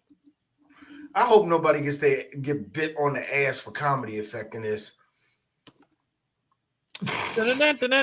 Burnt. Shout out to Jackie Chung. No, Jackie Chung being a good sport. But the in the game of death, get up. The good sport that is Jackie Chung. Singer, songwriter, by the way. Singer, songwriter, actor, producer. I mean, you name it. The guy is all over the freaking map. I gotta be honest with you. I feel he is one of those. Him like Andy Lau. He's like Andy Lau. And there's plenty of people, because Chow Yun Fat was actually a part of that too, where these guys had multiple fucking hats. You know what I mean? They have to be all round entertainers instead of just being in one category. Yeah, I mean, let's go like that. Like, I'd be real, man. Like, I felt that's like like you said, it have to be all around. Because I mean, look, in America, it's like you either an actor or you a singer. You pick a lane. And that's why it's kind of funny to hear the old line from Stallone talking about the only action star was Charles Bronson. You're like, that can't be. Yo, he was the only one doing action, just exclusively doing action. Nobody else did that except Charles Bronson. So like in China, that's why you get a whole lot of them. Either you did kung fu movies or you did drama, comedy, you sang, you danced, you were all around entertainer. Yeah, I mean, look, and let me ask y'all this question. And this is everybody in the chat too. Y'all can answer this as well. For anyone that's seen this movie, do you agree with this? Jet Li wasn't even the best character in this movie. Jackie Chung was. Chung was, and I hate saying that. It's actually no. Truthfully, it was the Doctor, but Jackie Chung was actually the best one. It's one of those situations where it's like you have two characters that supersede Jet Li, but it doesn't mean Jet Li was bad in the movie. It was just like he what was Jet Li doing in it? Was he the main attraction to it? Yeah, he played second fiddle to him, but not, like I said, it wasn't in a bad way because it played up to the character. Because funny enough, this is where you get when he's cutting the wire, right? Which later on you find out, like him cutting the wire. There was a metallic wire. Yeah, it was a metallic wire, right? But like that whole bus explosion, everything about this movie with the stunts is hilarious. The bus explodes, you see the obvious dummies inside the bus. Yes. A guy at one point gets hit by the car when Jet Li and Old Boy are driving out the elevator, and it goes from the guy like, and you just see a doll just hit. The obvious dummy and rag dolls in this movie are beautiful. The one that got yeeted out the window and crashed on the cop car, beautiful. You're not saying it right. They weren't dummies. They were literal scarecrows. They were stick. It was stick, hat, glasses, shirt, exploding. And black straw for hair. And that's this, the bus explosion. And to keep it with what you said, that is what you're talking about. When you say quality, that's the quality I'm talking about. There was yes, we got better cameras, we got better lighting. We should be better than what we're putting out, and we're not. No, here's the thing. If you're gonna use this stuff, fine. Edit this shit. Exactly. Edit it right. Exactly. Point the camera at a different angle to not make it obvious. Exactly. Shout out to Kelvin Wong playing the Doctor, by the way. Exactly. I have seen this man in many other movies. Phenomenal actor. Yeah. Yeah, it is kind of like the one thing I appreciate from DJ Sue, because he loves cinema that comes from Hong Kong a lot more than both of us. Not a big deal, but Eris has a passion to know these actors a lot better than us. Who's actually a character actor? Who's this person that been in several of these and all the rest of it? So it's like I remember Kelvin Wong in Super Cop. I recognize faces more names too. And again, shout out to freaking Billy Chow. Seeing Billy Chow with the long hair wig is too funny. I gotta be honest. It is weird.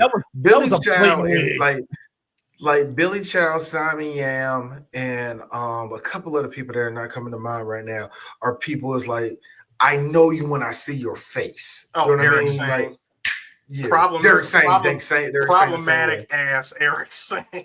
Eric Sang, who straight up grab him by the pussy ass mentality. Yes.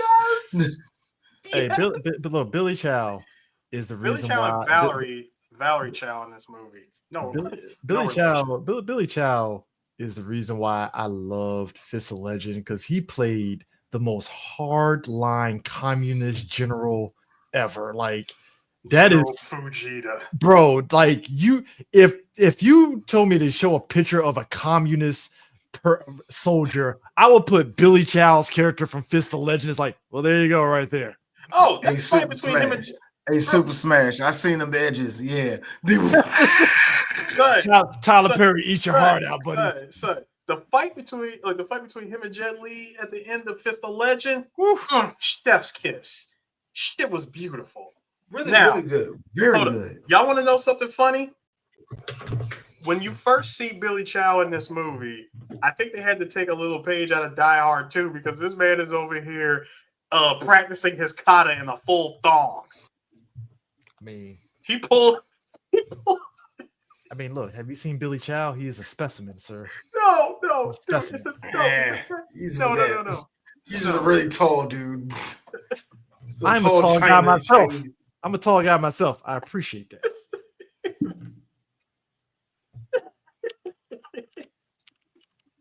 The hair, not so much though. No, it's not the... I need dude's name again. Yes. Dude, Billy Chow doing the William Sattler. Okay, he's doing the kata in the thong. I mean, look, he's Mark First Wahlberg. line. Hold up. First line in the worst dub. I'm the best. Say it, motherfucker. Say it. He has the energy of Mark Wahlberg. You're a star. You're a big, bright star. He has that same type of energy. Magic Mike Origins. Say it, motherfucker. Say it. I gotta say, that was, like you said, that was Fred Tatasciore doing his voice in English, wasn't it? Yep. Yeah, I can't tell. The dubbing that makes was you during not that even weird want to bother. Fred wasn't getting all the good roles yet. Dude, the dubbing in this movie makes you say, fuck taking this movie serious. It really does. Yeah. I mean, yeah, and that's the real departure from the English to the Cantonese version, that the silly factor that the English puts in this kind of overcrowds the bit of serious tension that is actually in the movie. I mean, even I think that's I was asking Eris, was it jarring?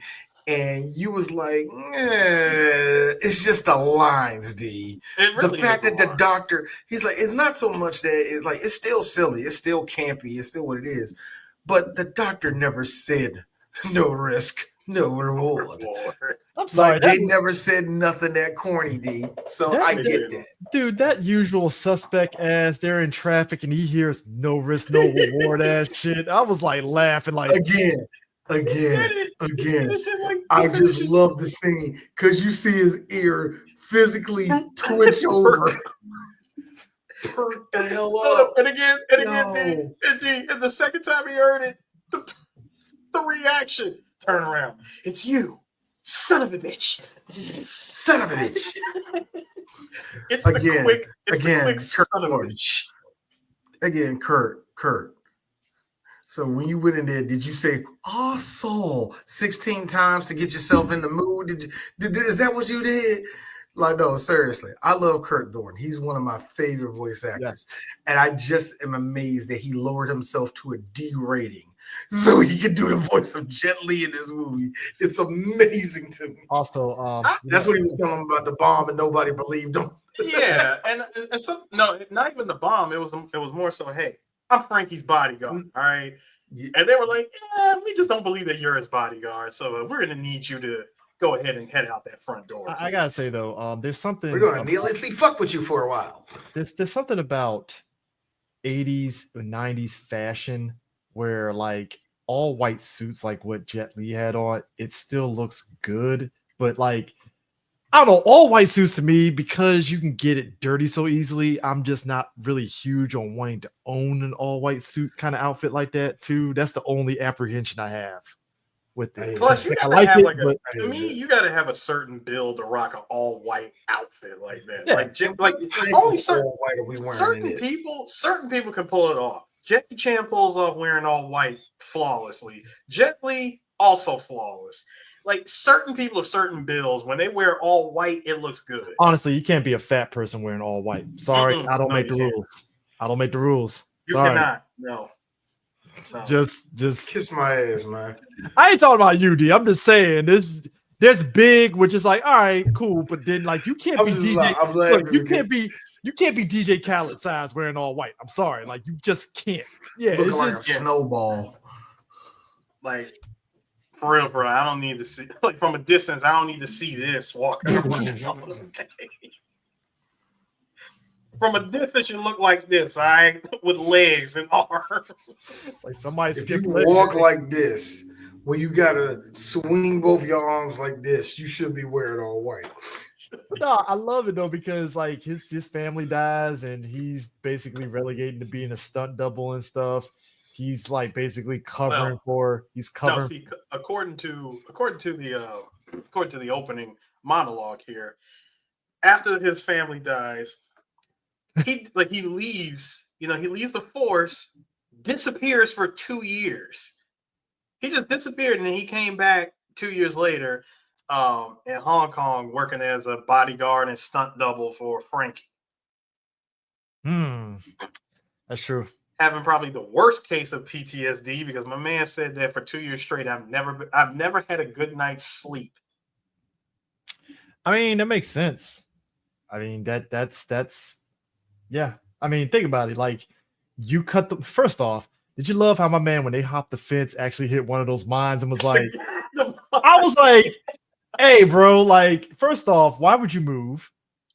Why would you move? Second off, when he moved his foot, I was like, bro, why would you move your foot? Captain Cheek. Third off, go ahead.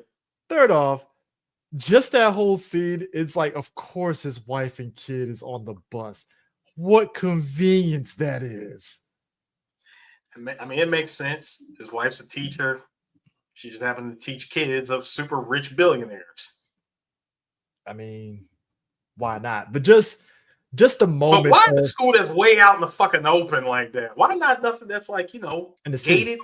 City gated, but nah, I mean, look. Security, what's that? I mean, think about it. It's way out there. They don't expect, terrorists to come there and that's do like that. The perfect place to hit.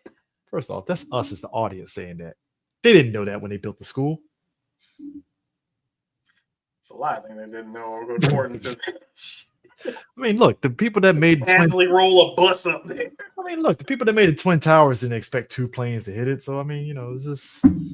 It was originally designed to be earthquake and wind proof. So I'll give it that. Wasn't plane proof though, but apparently it was. Apparently it was designed, according to lore here. It was it was designed to withstand getting hit by at least 5 or 6 planes and still be standing. The Twin Towers? Are you shitting me? Guess what happened? Yeah. Well, guess what happened? Well, guess what happened? One hit that shit center mass. Well, one came in at a slant, and the other one hit dead on up top. Hey, look. Jeff clip you should be using. You sure about that? It is. He seemed pretty happy about it. No, I laughed, but it's still. I said Bin Laden was pretty happy. I think he was doing that. I really feel he was. He really was doing that. Habibi firebombing got a missile tuck. If them robbers come through, then I guarantee they give it up. Lifestyle huge, this basic bitch.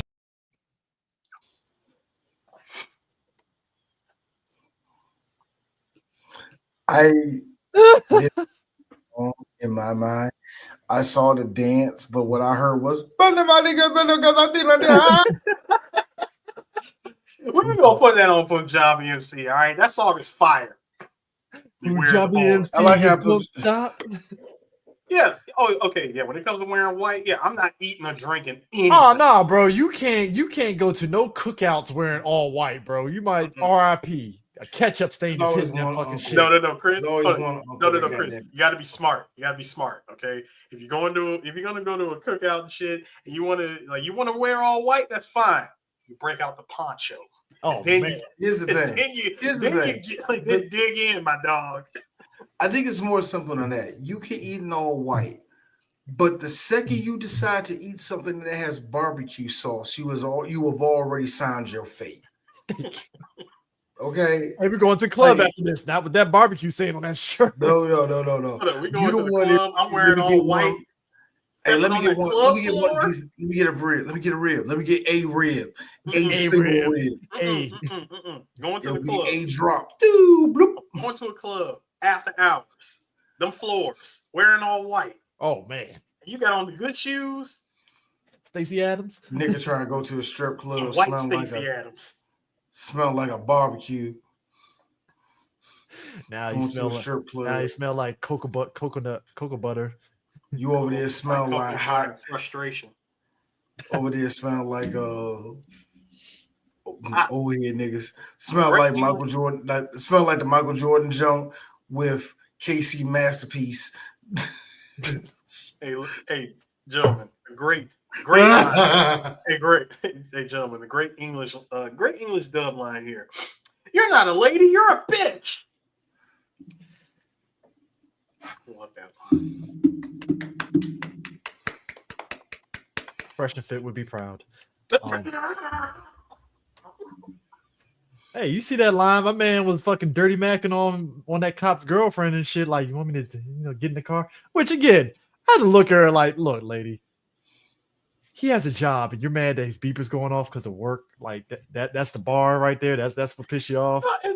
It's what she said after that. I don't want to hear a phone call come through and I find out you've been shot.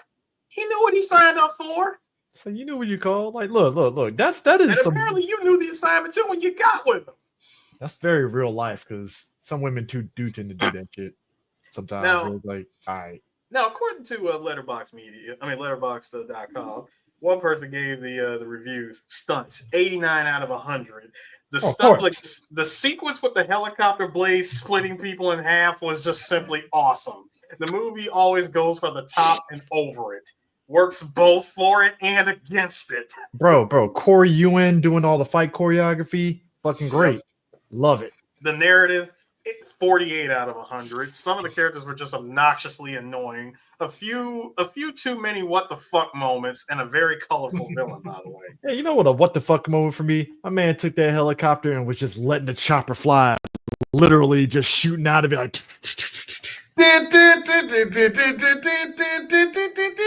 Y'all ready for this? Charles America. Oh man. Fight choreography. Yeah. Go ahead. Fight choreography, 82 out of 100. The undercranking was pushed way too hard, but there was still some good value to be found here somewhere. The kills were completely over the top and very much enjoyable. Yes, it was.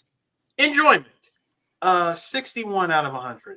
Not even sure why I'm giving this a passing grade because for all accounts, it shouldn't even have one. It's kind of a terrible movie, but if I wasn't so entertained for 90 minutes straight... Can I be honest with you? Here's the funny part. I feel that way if I watched the Cantonese version of yours. Yeah, I would be the same way. I wouldn't like this movie. But because the English dub was so deliciously bad, it kept the entertainment factor going for me. I try to be honest with you. And no knock on the slapsticky stuff that happened.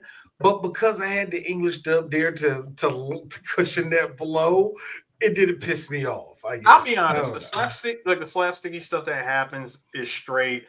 That's straight out of Wong Jing's playbook. Like if you look at all of his other movies, he's got that same level of silliness. Good. Okay, here's a great example because they cut it out of the English dub, so you didn't see it, Chris. You remember the part where Jackie turns Helen upside down and shakes the freaking tape out like out of her top, right? Mm-hmm. But when he grabs the tape and he tells them, "All right, you two need to get out of here before I release the dogs." So when he releases the dogs and they chase after the both of them, Helen gets in she gets in the van and drives off, and the scene is cut after that.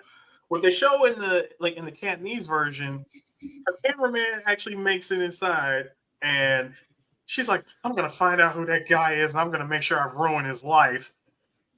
Her cameraman's like, "I made it. We're good to go." The dog is right next to him. And so the van starts weaving in and out and crashing. That is pure Wong Jing silliness. I mean, like, here's my thing. You have out of the core again, all the villains and stuff, right? I like how when Jet and his boy walk in there, the guys that took over as the bodyguard, the guards, right? Yeah, the door, like the security, straight out of Die Hard. Did you like how they walk in and they were like, yeah, like, and I was like, come on, dog, like, what are we doing here? I mean, could they make it any more obvious when you saw everyone in unison do this? Yeah, it was Jet looking over, and it's like, look, I understand you got to hide bodies, dead bodies in the reflection. Here's my thing, though. You mean to tell me there was no janitor closet? Just throw them in there. You put them in a room that had a window. Like, what was like expensive hotel? What the fuck is a closet? they had to have a janitor closet. A janitor. They had closet. no plan. They had zero plan. They just threw them in a random ass room.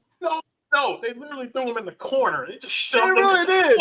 And I was like, man, y'all didn't even try. Y'all just said, all right. But if you think about it, it was working in their favor because as soon as they killed everybody, you saw one of the girls get shot, blood splattered on the door, and they just came and wiped it down effortlessly. And I'm like, damn, these guys are very efficient. Even with all the blood splatter, it's somebody that will come in and clean that shit up ASAP. And then all they have to do is just take the close sign and stick it out front. Done. No one's coming through.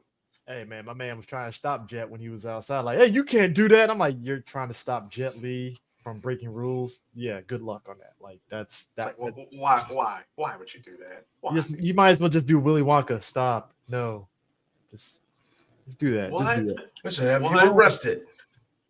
Okay. It's like, what happened to the other guy that was here? Like, what? Like, what are you talking about? There was another guy that I spoke with an hour ago. What? No. There was a shift change. We'll take you upstairs. And I'm like, all right, bro. Shift change. Cool. I like how my man really went Action Jackson and dived through the window, and Jet Li was like, could have just took the door, dog. So Like, next time you use the door. Fuck your leg up. Fuck your leg he up. Ran straight up kick. It's just that you could have used the door. Just did it. Fucked his leg up, got glass all in his fucking leg and shit. Nah. Check out John Woo over here. Imagine if you will, Aries. D, get in the car. All right. It's like, bro, the door was right there, it was unlocked. Like, child safety locks was off. Like, No. You do the tuck and roll and freaking parkour over a separate car just to get to my car.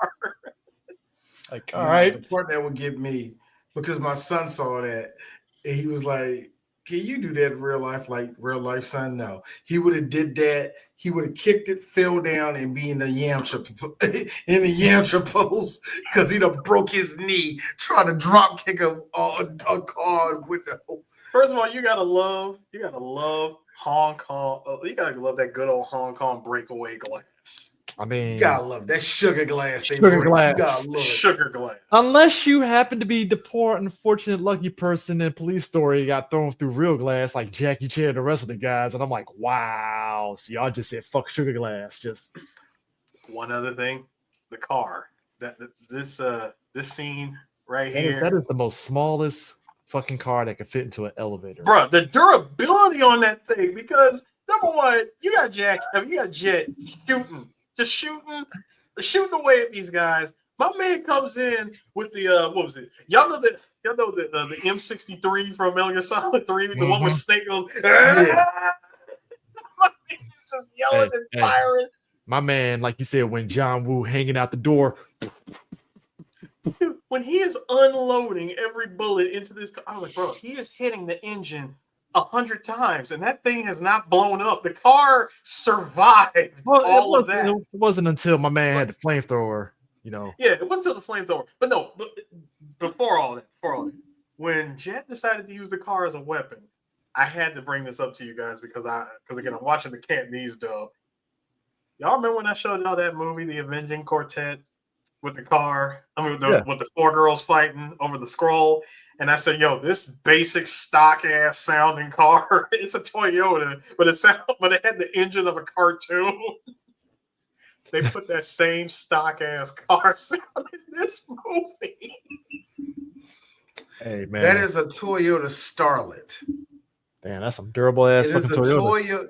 It is a Toyota Starlet. It is a four-door compact car that comes in turbo. I mean, that's what's called the Starlet. Durable as hell. It's similar to a Suzuki, similar to a Suzuki Baleno. So they're kind of like, but yeah, that was a Toyota that we saw. I mean, just like and the random flamethrower. I'm like, so out of all the weapons you guys have, it's the snakes is like, okay. Snakes, Komodo dragon. And then flamethrowers. Flamethrowers, grenades. Again, genius. This villain is a genius. Came prepared with everything. Dude, but Valerie Chow though, playing his, basically the Baroness to his Destro. Yeah, pretty much the Baroness. That's what she was. She was the Baroness from G.I. Joe. The Baroness to his Destro, basically, So when they were in the car and she was giving them shit for that cheesy ass line. Okay, I'm so glad I did not watch that English dub again, because he said, "We're going to a hot tub. Would you care to join us?" Terrible. I mean, look. That's a guy that clearly leads with money with the ladies. No, but see, this is why you watch the original dub. He clearly just asked, "Would you like to join me for a coffee?" Very simple and innocent enough. I mean, the hot tub line, bit much. I gotta be honest with you. If you're a very sinister looking villain and you say let's go for coffee, that's a dual meaning there a little bit. That means you're not coming back. Yeah, you're not coming back. That means you're not coming back. The hot tub line doesn't make it any more comforting. Oh no, I ain't saying that. Yeah, hot tub I know. At least better. with that one, you're saying no to sex. Coffee, okay, sure. Sex slavery. Don't see it coming. You don't see it coming. Sex slave. Listen, this ain't Killer Angels. Let's stop, okay? Let's not do that. I mean, you're right. Still, this is just, Come on, this ain't a date with T.I. and his wife. Come on. Ew. First off, that's a couple that I would be that would just risk hot coffee hot coffee mod. Hey T.I., how you doing? I ain't know you brought your pit bull over here. That's my wife, bitch. First off, if they were looking at me from across the bar, this is me. Brother, what's that? Seriously, By the way, look, man, you can't be coming around. Look, sir, you gotta take you and your blue-eyed pit bull out the house. That's not why everybody keeps saying that, man. First off, me being a classy also, Tip, you got to be this tall to get inside the club. First off, me being a classy man, I'll be like, so T.I., number one, you didn't tell me you were bringing Smokey Robinson into the bar.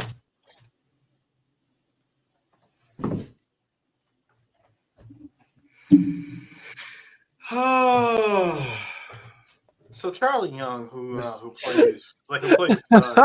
plays Joyce in this movie, she was in the Nick Cage movie Bangkok Dangerous. That sounds about right. I feel. Oh yes, right. She was in New Police Story. I forgot. Yeah, she was in New Police Story. Yeah. I mean, what's funny? There is I need to revisit Bangkok Dangerous, and Nick Cage one, because I remember a lot of people was giving it a lot of shit. It probably was rightfully so, but it's Nick Cage, so I'm there has to be some entertainment value out of it at least. So, but nah, it's kind of interesting, how there are some of these actors that do get that kind of crossover with certain movies with American actors. So that is kind of random. She was in Bangkok Dangerous. Oh, okay, cool, gotcha. Yeah, and freaking Ching Mai Yao, who plays Helen in the movie, the one that gets with Jet Li at the end of the end of this movie. Yeah, dude, she was in a ton of movies from Wong Jing. I mean, she's in a lot of movies. One in particular. Remember that movie that we got in the same year, Legend of the Red Dragon? That Jet Li movie. Yeah, AKA Jet Li's Lone Wolf and Cub. Because it really is that. It's all right. She was in Naked Killer, and she was in City Hunter. Yeah. And she was also in Future Cops. I mean, look, it's consistent work. It's consistent work through the 80s and 90s, and then she stopped in 98. Boom, done.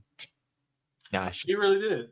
Nah, well, I mean, no, she did New Police Story. I mean, it's only a partial of it, but still, she definitely got her work cut out for her and stuff. Anytime they go from being very consistent throughout the 80s and 90s, and then by 1999, it's stop, and then they come back in 2004 or 2011. I always count them as okay, that was a one-off where they just came back for this one movie and that was it. You know what? You know what was interesting is seeing the fight between Oh Boy and Chow, where it was like Jackie and Billy Chow. Yeah, it was like the final fight at the end. He finally nuts up and actually puts his martial arts expertise to the test, because the whole logic was basically he become, like you said, the debauchery, Hollywood superstar that needs a stunt double to do his fights and stuff because he used to actually be a legit martial artist and he just fell off kind of thing. Mm-hmm. And it's like throughout the whole movie up to that point, he's literally being all squeamish and stuff. When they do the initial shooting, he's all playing, he's pulling my move. He just sits on the ground, plays dead. And I was like, good man. I would have done the same thing. Because the way he just did this, he was like, yep, I'm gonna go ahead and I'm gonna bow out on this one. And then what had me rolling is while he just tippy-toed and cracked open the door, still on the ground. I was like, that would have been me too. Like, all right, cool. And then I laughed because my man was like, help me. Ah, shit. It's like, don't come over here, man. Don't come over here. You're blowing up the spot. You're making it hot. Stop. My man grabbed him by the fucking damn balls in his pants and has to fucking take the goddamn pants off and shit. Now my man had a death grip in death. Get your hands off me, sir. Lost his. You know what that was? Him losing the pants. That was Wong Jing trying to be funny, where Bruce Willis lost his shoes and he had to run around the Nakatomi building barefoot. Gotta be honest with you, man. I laughed at how my man grabbed him, and then my man said, okay, you know what? Double tap and just shot his ass. I'm like, well, sir, that was a quadruple tap. Man. Bro, I'm sorry. If I'm out here if I'm on the ground and I got shot and I'm not necessarily bleeding out, you really think my ass is gonna be sitting there like, let me go ahead and crawl? Fuck that. I'm just gonna sit there and just like try to stay alive on the ground. Nah, my man sat there and dragged his ass. I'm like this. This shit hurts. It hurts like a bitch, but I'm trying my best not to move. I'm bleeding. I'm in so much pain. I don't think the bullet went through. No shallow breaths, just small breathing. Just we're good. Freeze. Just stay frozen. Don't move. If you don't move, they have no reason to double tap. Best line. Sorry, it just reminds me. I say shallow breaths. That shit from Harlem Nights when they locked my man up in the vault, and he was like, "Yeah, don't breathe hard, like, because if you do, all that shit." So you gotta do small breaths, like.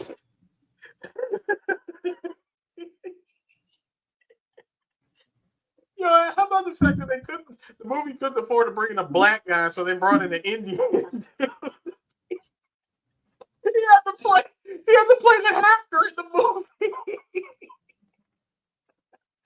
But nah, man, I think the shenanigans that was happening in the tower during that whole sequence was just entertaining as hell. And it did feel like I said, with Jet Li and his boy coming through, it felt like, what if Die Hard had John and Carl Winslow coming into the building together to do their thing? Like I said, Wong Jing literally watched Die Hard and said, all right, instead of this, I'm going to do this. And instead of this, I'm going to do this. And instead of this, I'm going to throw in about a good 2 minutes worth of silly shenanigans. Like, again, a villain bringing in an ass load of poisonous snakes and a Komodo dragon, because you never know. You'll need it. I mean, him demanding the helicopter and he threw the one goddamn body out. That was fucking hilarious. And then my man said the first one was already dead. In the next 5 minutes, I'll throw a live one out. He tells the dude to kiss his ass even more to stay alive. I said, that's good. Kiss my ass. Might live another half hour. Well, my man doesn't, because my man really thought that he was going to be alive when he was like, okay, cool, we're good. Oh no, you're getting thrown out. Whoa, wait a minute. What? That was Helen's assistant. He actually did survive that movie. The one that got thrown out was Frankie's agent. Yeah, that dude had me rolling. He was like, wait, what are you talking about? No. You know who that was supposed to be? That was supposed to be him going, Doctor, Bubby, I'm your white knight. Because he said, listen, how about you let the rest of us go and you can just throw out the American ambassadors? I'm like, wait, you want the American ambassadors to be thrown out and for me to let the rest of you go? That's not really a great idea.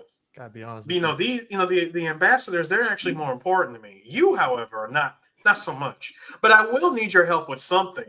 Yeet. Gotta be honest with you. If I was Won Jing and I really want to, not beat the allegations that I'm a diehard ripoff, I would have put like a Coke can in his hand as I throw him off to really emphasize. No, you put the Coke can in his hand, let him get a good sip. Cut to the can. Then throw him out. He has to have the Coke can in his hand when he throws him off the building, just to really emphasize the shit. That's cinema, all right. That is cinema. You got it. There got to be parallels, man. We got to show the parallel. And you know what? Even though this movie is like a blatant ripoff, the chopper coming through the freaking diamond exhibit was better than them trying to reenact the rooftop explosion. Bro, just the helicopter. That chopper crash coming in was insane because to me, I felt like so many people died.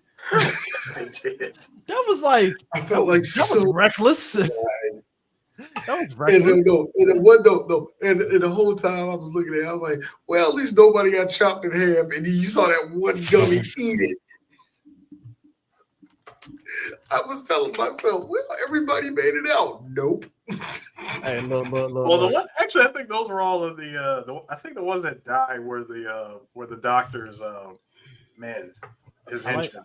I like how the doctor, that's the funny thing. It was just so many guys flying around. Man. Dude, the doctor pulling the fucking Hans Gruber holding Helen hostage, similar to John McClane holding his wife hostage, but the difference was that my man sat there and said, "Fuck it, knife, yeet." Right in the shoulder. I'm like, well, he saved his wife. That was clean. Chris, the quote Deadpool, baby knife. I know, right? That was a baby ass knife, like just. Hey, Sue, did you say our favorite line in the whole movie in the English dub? Yeah, kiss my ass. You might live a life. You might live another. Yes, kiss my ass. So you know something about that line? And when I think about it, that really is Duran Norris doing this voice, man. That's funny. Watching him say that line in Cantonese and reading the subtitles for it, I thought was great because he said, "Go on, continue complimenting me. Otherwise, I will throw you over." I gotta be real. English won on that one. Oh no, English definitely won. Like I said, hold up. Peaks and valleys, okay? There were peaks and valleys. You gotta take the good and the bad. The English dub was going up against the English subtitles, and I'm like, okay. There are times when the English dub is being unintentionally funny. Yeah, look, it turned to BVS, Batman versus Superman at one point. Just two bad bitches beating the shit out of each other and see who wins out. That's all it really is. And all one had to do was hear the name Martha. And they just shaking. Well, his Martha was snake venom. This is just the doctor pulled the fox. Oh man! He's on the phone thinking that he got one over on Jet. Just like, hey doctor, let me ask you a question. How are you feeling right now? Do you feel cold? Is your nose bleeding? Do you feel faint? It was peak liquid snake fox die. Fox. Duh. Yo, I like real quick, in the chat, like in the Chinese dub, when I read the subtitles, he said, the fact that you escaped and called me to tell me, the gloat about you getting away had actually did you in, because you could have gotten in the ambulance with the rest and you might have been saved. Mm-hmm. But instead, you called me the gloat. Congratulations, you just killed yourself. My man sat there and that knife I stabbed you with had the snake venom in it. 3 skateboarders rob him. Three Hong Kong youths. And what makes it? Dang, you beat me to it. I was actually going to say that 3 Hong Kong youths showed up and robbed this nigga too. Didn't help him. He was like, "Help! I need a man. Nice Rolex." Did you check out my man with the baby dreads though? Hey, look, it's flattery, very flattering. It's great. 95, man. 95 Hong Kong. Hey, man. Hey, did you peep the Jinko jeans? That was the cool part. Jinko one of them do have a Nas album. I just know one of them do. Oh, without a doubt. Because the thing I always loved about watching these movies is when you see them wear obvious, like when they wear stuff that's from overseas. American inspired stuff, yes. Not even American inspired, just blatantly American. Like, for example, there was one movie, I think it was like around 89. I forgot which actor it was, but I saw one of the actors in the movie was legit wearing a freaking MJ Bad Tour shirt. What? I shit you not. That makes sense. In fact, I think it had to be either Jackie Chan. In fact, Stargate could probably help me out on this.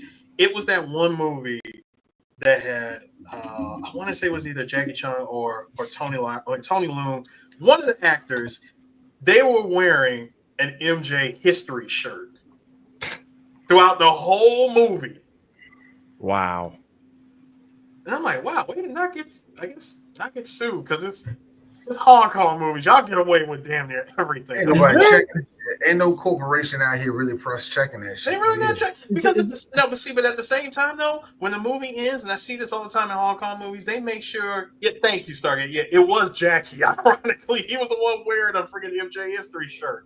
Anyway, one of the things that they always do in these movies, they always make sure that in the end credits they credit everything that they've used. Like for example, the hotel that they shot the movie at. Somebody drank a freaking Coke can. They put Coca-Cola in the credits. I mean, they credit everything. In fact, I remember watching these movies, and I remember they credited LA Gear. And why did they credit LA Gear? Because homegirl Sophia Crawford, awesome stunt woman, by the way, really good martial artist. She was fighting Frankie Chin in some freaking LA Gear Unstoppables, the MJ edition. She was kicking the dude's ass in some Billie Jeans. I love it. I mean, just, but what's funny? Like, I tried to find the music of this movie and I couldn't, like the rap song that they use and stuff. And I found it. Who's the artist? So the song that actually played at the end of the movie, because if you look at the credits, it tells you what song. What songs. I didn't pay attention to the credits, so yeah. If you look at the credits, it tells you. DJ Design did the song "No Games" for the end credits. Peanut Butter Wolf was on the song "Mobbin'," which played. Stop. What? Peanut Butter that Wolf. Is a name I have not heard. I know, guys. I know. What? I know. Let me break out the Bengay for all of us, okay? Yeah, Peanut Butter Wolf. The song. Okay, the song that played when Jackie Chan was fighting Billy Chow. Mm-hmm. That was the song "Mobbin'," and that was by Peanut Butter Wolf. Wow. Oh God, that feels like so like 90s. It's ridiculous. It's like I told you. This is what happens when a company doesn't want to pay Def Jam. It's the most fucking. You didn't want to pay Capitol Records. You didn't want to pay Universal. You didn't want to pay Priority. I mean, Hollywood Records said no. Capitol was like, "Fuck no, get the hell out of our face, man." We like when Hollywood Records said no, I'm like, "Damn, the mouse told y'all no." Hey, Chai, how you doing? What's interesting though? Like when I think about, I had to catch myself when I said that they don't make movies like this anymore, but did not realize like we still get these kind of movies now, and it reminded me. And I'm talking. What I mean by that is we get these sort of wacky type of movies now, and I'm reminded of a movie that Dave Bautista did with called Gruber. Mm-hmm. And that's a silly ass fucking movie that hits like on all those tropes and everything. It's entertaining. It's goofy as shit, but I enjoy it. I like it. And that's what this movie kind of reminds. Like, yeah, you can kind of still do these kind of goofy ass fucking movies that are parodies of things that you've seen before in other movies in a way. It works. I've always said if you wanted to see a good but silly, more accurate portrayal of of the City Hunter movie, watch Mr. Mumble. Yeah. I mean, both of the movies are silly as hell, but Mr. Mumble did it better. Yeah, I mean, you can, and the thing of it is, at the end of the day, like, is this movie bad? Yeah, it definitely is. But like, to me, it's still entertaining. Yeah, I'm glad there's a that level is of entertainment enough for. I'm glad that it was known enough for us to have people in this room to know it and seen this movie. That's the one thing I will, and this is the reason why I always want to make sure to, if we're going to do Hong Kong movies, to be movies that I know people see. I know people. And you know, and to be honest with you, this is actually a niche one. Actually, Meltdown, High Risk / Meltdown is actually a niche one. But I am shocked when I put up that we were going to do it. We only got like 5 likes for this, but we got them all in like one day. I was like, oh my god, y'all doing that, Joe? Like, yeah, they remember it. And Eris had a. And you go to the beginning of the episode for anybody that listened to the podcast of this, you can hear us have this conversation, but I'm just going to reiterate it one more time. Eris, it is amazing that as bad, we can see these things for what they are. They're not representative of they don't have the 100% representative of what the movie it was. They done changed up lines, in some cases motivations, put in localized music.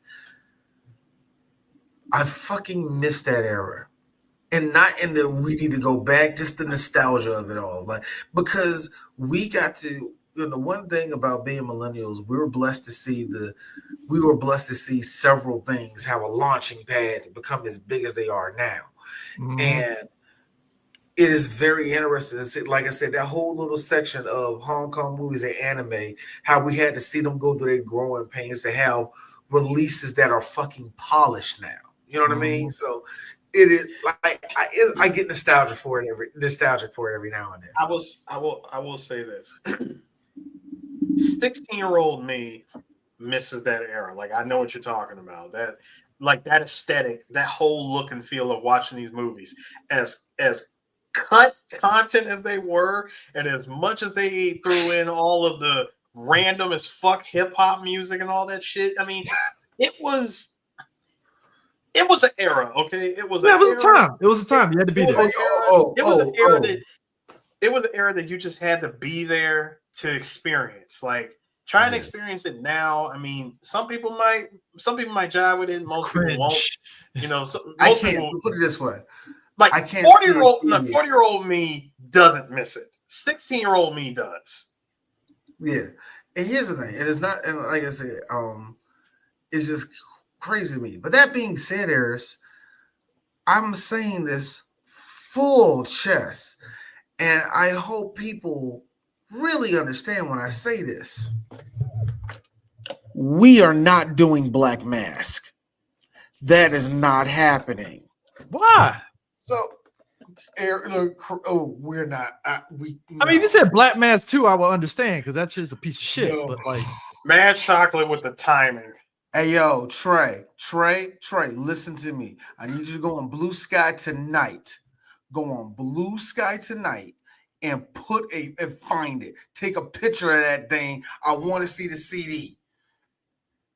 You were one of them niggas. You just hate Black Mask. I say again. We were blessed enough of being being elder millennials. We got to see that too. We got to be a part of that group of everybody that wanted hip hop to be, just because RZA put before a hip hop track. That's where we got here. I mean, like, I'm really surprised you hardline with like no Black Mask. I'm like, goddamn, like, okay. Like, dog, look. Do you want to do that? No, you don't. No, you don't. I said, look, appreciate it. Thank you for hitting our socials. I said, look, if you said Black Mask 2, yeah, Black Mask 2 is a piece of shit movie. Fuck no. Black Mask 1, I still enjoy it. I really did not know you really. Sorry, Black Mask 2. Oh yeah, that movie's a piece of shit. It's terrible. That's why I'm looking at it. That's why I said it. Really, Chris? I wouldn't mind doing Black Mask. Revisiting that. I don't know. It's in the maybe column. because Black Mask, like I said again, Black Mask is just one of them movies to me, man. We went through this. That's all I gotta say. We went through this. That's true. all. But what we got next? We still keep it up the heist movies. And hold on, DJ said, "What you looking for?" He's looking for something. Hold on, we got before I even announce what we're doing next. I see Sue is like digging for something. What you looking for, bro? And note the thick ass 80 CD booklet he brought out. Oh my god, man! I love my. Oh man, when my car got when my car broke down, I forgot to take that. I forgot to take mine out the car. I think I did.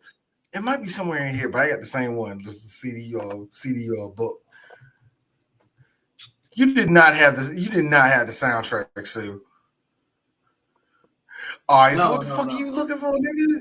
No. Something far worse. Far worse. This is far worse. Well. Trying to find it. Do I put it in here or do I have it separated?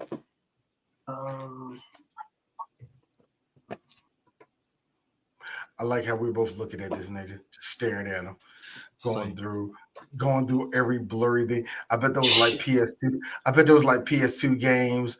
There are. Well, Dreamcast and PS1 games. I was gonna say like Dreamcast games, a CD. It says like jams or something on there. Smooth jams. I do got my music. I do got my music in here, of course. Yeah. But no, you know what? Okay, you want to know what I was looking for? To be honest with you, I thought I had something far worse. Still, somewhere in this apartment is my DVD of Black Mask. My Lucy Goosey DVD. I might just have a loose ass DVD of it. I might have to make you feel better. Now I'll think about it. Yeah, I ain't saying it's like priority or anything like that, you know. Come on, man. We gotta do Black Mask. I'll think about it. Also, man, Chocolate got a point. Yeah, Trey, yeah. Trey ain't lying. They did get a 4K release. And like I said, watching the original Cantonese dub, so much better. I mean, you want to know? I'll say this: as much as we love to talk, as much as we love to wax nostalgia on how much how much our teenage selves miss that old era of these movies when they came out in the 2000s. Hey, Hong Kong hip hop music, that whole blend. When they dropped Black Mask on us, you were just doing too much. Yeah, I agree. You did too much. It was a movie that just, number one, it never needed it. Number two, no, it never did. It never needed it. And number two, this could have been like a great opportunity, in my opinion, to I kind of wish. Well, they did actually make I think they did make sequels of Black Mask. It's just Jet Li wasn't in it. Yeah. I think what it is, it was a gateway. And at the time, you needed to. It was just the one of many. It was just the one of many movies that just got dumped on us. Because remember, they dumped all these movies on us in 2000. Yeah. And the whole thing was Jet Li doing the splits. Yeah, that split on the wall shit. Jet Li, the king of wire fu, doing a split on the wall. Everybody loves that moment. It's like I'm just a lowly janitor in the library. Actually, he was a librarian. He wasn't the librarian. Yeah, he was a librarian. He's like, I just work in a library. That's all. I live a quiet life.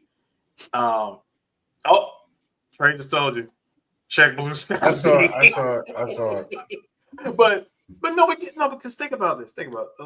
Just think about this one thing. When it comes to these movies, and I said this a lot, and I'm gonna say this every time we talk about it. A lot of these actors that you see in these movies have done so many movies together. Like, and this is prior to the main character blowing up and being the big star. In this case, Jackie Chan, Jet Li. Yeah, there it is. He's got it. Oh man. But yeah, aside from all that, a lot of the side supporting actors that we see in these movies, you see them in a bunch of movies together. Some of them being the star of their own movies. Billy Chow, for example. Billy Chow was a star in a couple of movies that he did.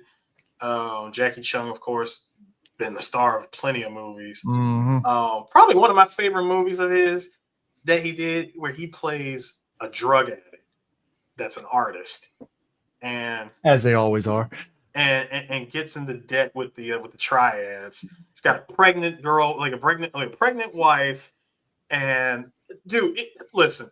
Story sounds very, very paint by the numbers. This is one of the early 90s. It just feels very just like they're hitting all the tropes. He owes money to the triads, pregnant wife, on drugs, starving art. It's like, bro, like how much agony you're gonna put this character through here? Like, and trust me, he gets put through a lot of shit in this movie. Dude has to eat condoms with the drugs in it. Coated, by the way, the outer part of the condom is like coated in butter, so he has to swallow the condom and carry the drugs on the plane to go to Amsterdam. Stop, dear God, stop. Okay. That just a movie. It's a real thing. Stargate knows what movie I'm talking about.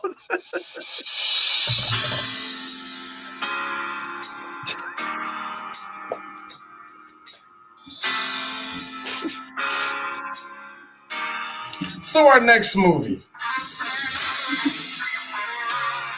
Eris is shirtless with a guitar, hair waving in the air.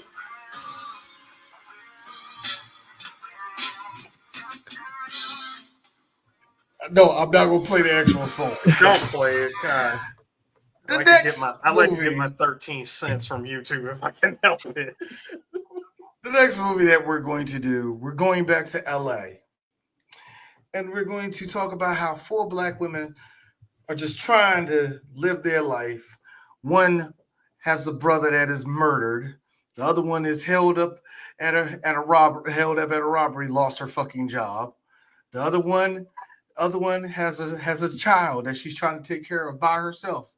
And the other one is just a dyke. Drinks cleaning. And they all Child Protective Service. They all try to find a way. It's crazy. And what they do, they start robbing banks. Yeah, one slept with the guy from Night Court to get tuition for UCLA. So and and of course, and everything goes according to plan until one thing goes awry, and then we are told, "You said that we weren't gonna hurt anybody." So let me tell you something. 3 Black Geeks, we have done this movie before, and we're going to enjoy doing this movie again. It deserves because it was so funny. I was like, do we have to redo? I was thinking about the stuff we had to redo, and I was like, when we did when we did Rating to Exhale. I was like, how far ago? I thought it was like way back. We did it in 2019, and I re-listened to it. Like we hit everything. And I re-listened to our Set It Off one from years ago. It's like, yeah, we need seasoned critics to watch this movie and go through it. And here's the funny thing though about Set It Off. Is it much like Meltdown, much like High Risk? Is it a great movie? No, but it's very entertaining. And Set It Off is like, is it a great movie? Borderline. It's very entertaining and all the rest of that. You know what I mean? It's I am shocked of the legacy that it has left. And it's an actual legacy that is left behind. It's one of those movies where, like, in the Black community, we put it on a pedestal. It ain't my top 5 Black movie. I don't know if it's my top 10 Black movie either. It ain't. Not for me either. But like, let me tell you something. But it's beloved and it's understandable. Let me tell you something. Women like this movie. Men like this movie. Studs love this movie. I will bring up another Black movie. Like that's the one thing I found very funny. That they like. I know a couple of studs that say when I saw Queen Latifah acting the way she was in this movie, it did something to my confidence that no other thing I've seen before, and I get with that. Queen Latifah was living a gimmick, and we didn't even know. she was living a lot. Like we didn't know how serious she was with that shit. Oh, this is also a movie where. No, I didn't say anything. Okay. This is also a movie where it was all black people, so we, it was a black movie, so we all got behind it. This was Blair Underwood at his peak sexiness for black women too. So this movie wasn't slumming on nothing, man. For a movie that really is middle of the road, it did wonders of a legacy that it left behind, man. Blair Underwood has aged very gracefully, hasn't he? Yes, he has. Yes, that's the crazy part. Like he never left. It just feels like his sexiness edge never left him, much like Denzel, where it's like, there's an appeal. I see it. I like, all right, cool. Like it's like, all right, cool. I get it. It's and obviously when you get a all black movie like this, you got to get one white person, and we got John C. McGinley in the movie. John C. McGinley, one of our favorite actors here on Three Black Geeks. And Dr. Cox, except he's a cop. And Rock's wife being the biggest bitch that she can be. Man. Hey, look, man. If there was ever a person I'm like, she needs to get punched in the face. She didn't get punched in the face. Black woman told it back to other black woman. This is one of those weird movies where, and we'll talk about it more, where black people were really set it off, the Black Avenging Quartet. But go ahead. Now, Eris, this was also that movie that we were still trying to push Jada Pinkett as like one of the big black stars. Yeah. Which is funny. Vivica Fox is in this too, and you would think they were trying to do it for Vivica, but no, they did it. It was more for Jada, even though Vivica had her moment. What's the procedure? Vivica has an interesting career. Ooh, I'm gonna enjoy going through this movie again. AD, set it off. Independence Day. The end. The end. I know what you're looking. What about Kill Bill? Shut the fuck up. No. No. Set it off. Set it off. Independence Day. Second win. Soul Food. The end. Wow. Second food. Wow, man. Look. Let's just be. Hey, y'all that was the second win, and it was a wrap. I know what y'all probably said. Bro, when you doing straight No. Two can play that game. Okay, that was a moment. But when we have to get into it. Yeah, we have to. No, but Chris, when you out here doing straight to DVD movies with Van Damme, what's going on? Chris, when you're selling shitty car insurance to elderly people. Well, she did do it. I know you want to say Ice-T's doing the same thing. No. Yeah, sure. No, Vivica did when Expendables came out, she did a female version of Expendables with her. With her, Bridget Nielsen, old girl from that did the stunt double for Kill Bill, and it was one other person that was there. Randall. It was their Expendables, but for women and stuff. I was like, wow. I think I remember someone did a DVD cover. A couple of movies like that. Yeah, it was. Yeah, you did. The set it off was a moment that, even to the point that like Queen Latifah at one of the BET Awards showed up as her character and everything, and everybody's like, "Oh man, that's so dope!" It's iconic. It's really legit. Like it's iconic in the black community of seeing Cleo. She's iconic. She's an iconic character that we'll remember forever. And the fact that Kimberly Elise will go. This was a movie that like people say beloved. No, to me it was Set It Off. Is what really got her career going. Kimberly Elise is like an actress that I think is a good actress, and she kind of got pigeonholed for a moment. And it's this movie that kind of did that. Because Kimberly, I hate to be that person. You need to lose something. We need to take something away from you. She can never be happy. Even the Tyler Perry Diary of a Black Woman is like, nah, you gotta take your son away. We gotta take your son away. Your husband gotta punch you. Something. Wasn't she in For Color Girls? You gotta pull out. Yeah, she was in For Color Girls. You gotta pull out a Blicky and Women Thou Art Loose.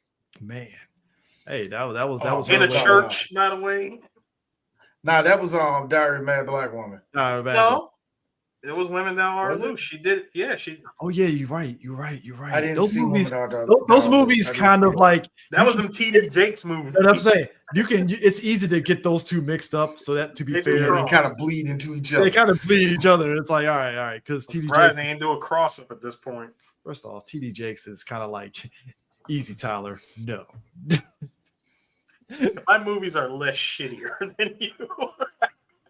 I did jump on with the broom. What the fuck with the white guy going no, like, listen, no. These are less shittier than they're less shitty than yours. Praise the Lord. Like you gonna do the praise the Lord? Like it's like TD. You really gonna do that to me? Yes, I'm doing that to you. All right, man. Fine. Bye. Wait. You going to Puffy's party this weekend too, right? Yeah, I'm coming too, man. I'll be over there. You got an alias, right? Let me tell you something. You got an alias, right? You got that, dude. You're like, you got an alias, right?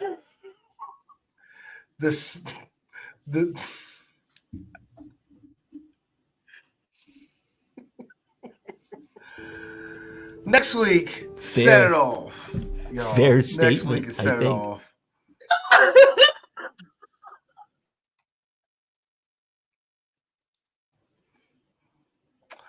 Next week, set it off. What's it going to be? Because I can't pretend. I wish. What's it going to be? I wish Jet Li was in set it off. It's just don't let go. Don't let go. Also, we get to see you have the right to lose control. And we get metamorphosis of Jada Pinkett being short hair Jada Pinkett in that era. Oh man, Jada. Before the allegation, this is before she purposely got the chemical drink the chemical of alopecia just so she can make Will Smith stay with it. Made that man a meme. Let me tell y'all. Made that man a meme twice. Let me tell y'all, if you're going to be tuning into us next week, we are going to be beating up Jada Pinkett. It's y'all, these jokes are coming. Much like our August Alsina in her face, these jokes are coming. What's that, nigga?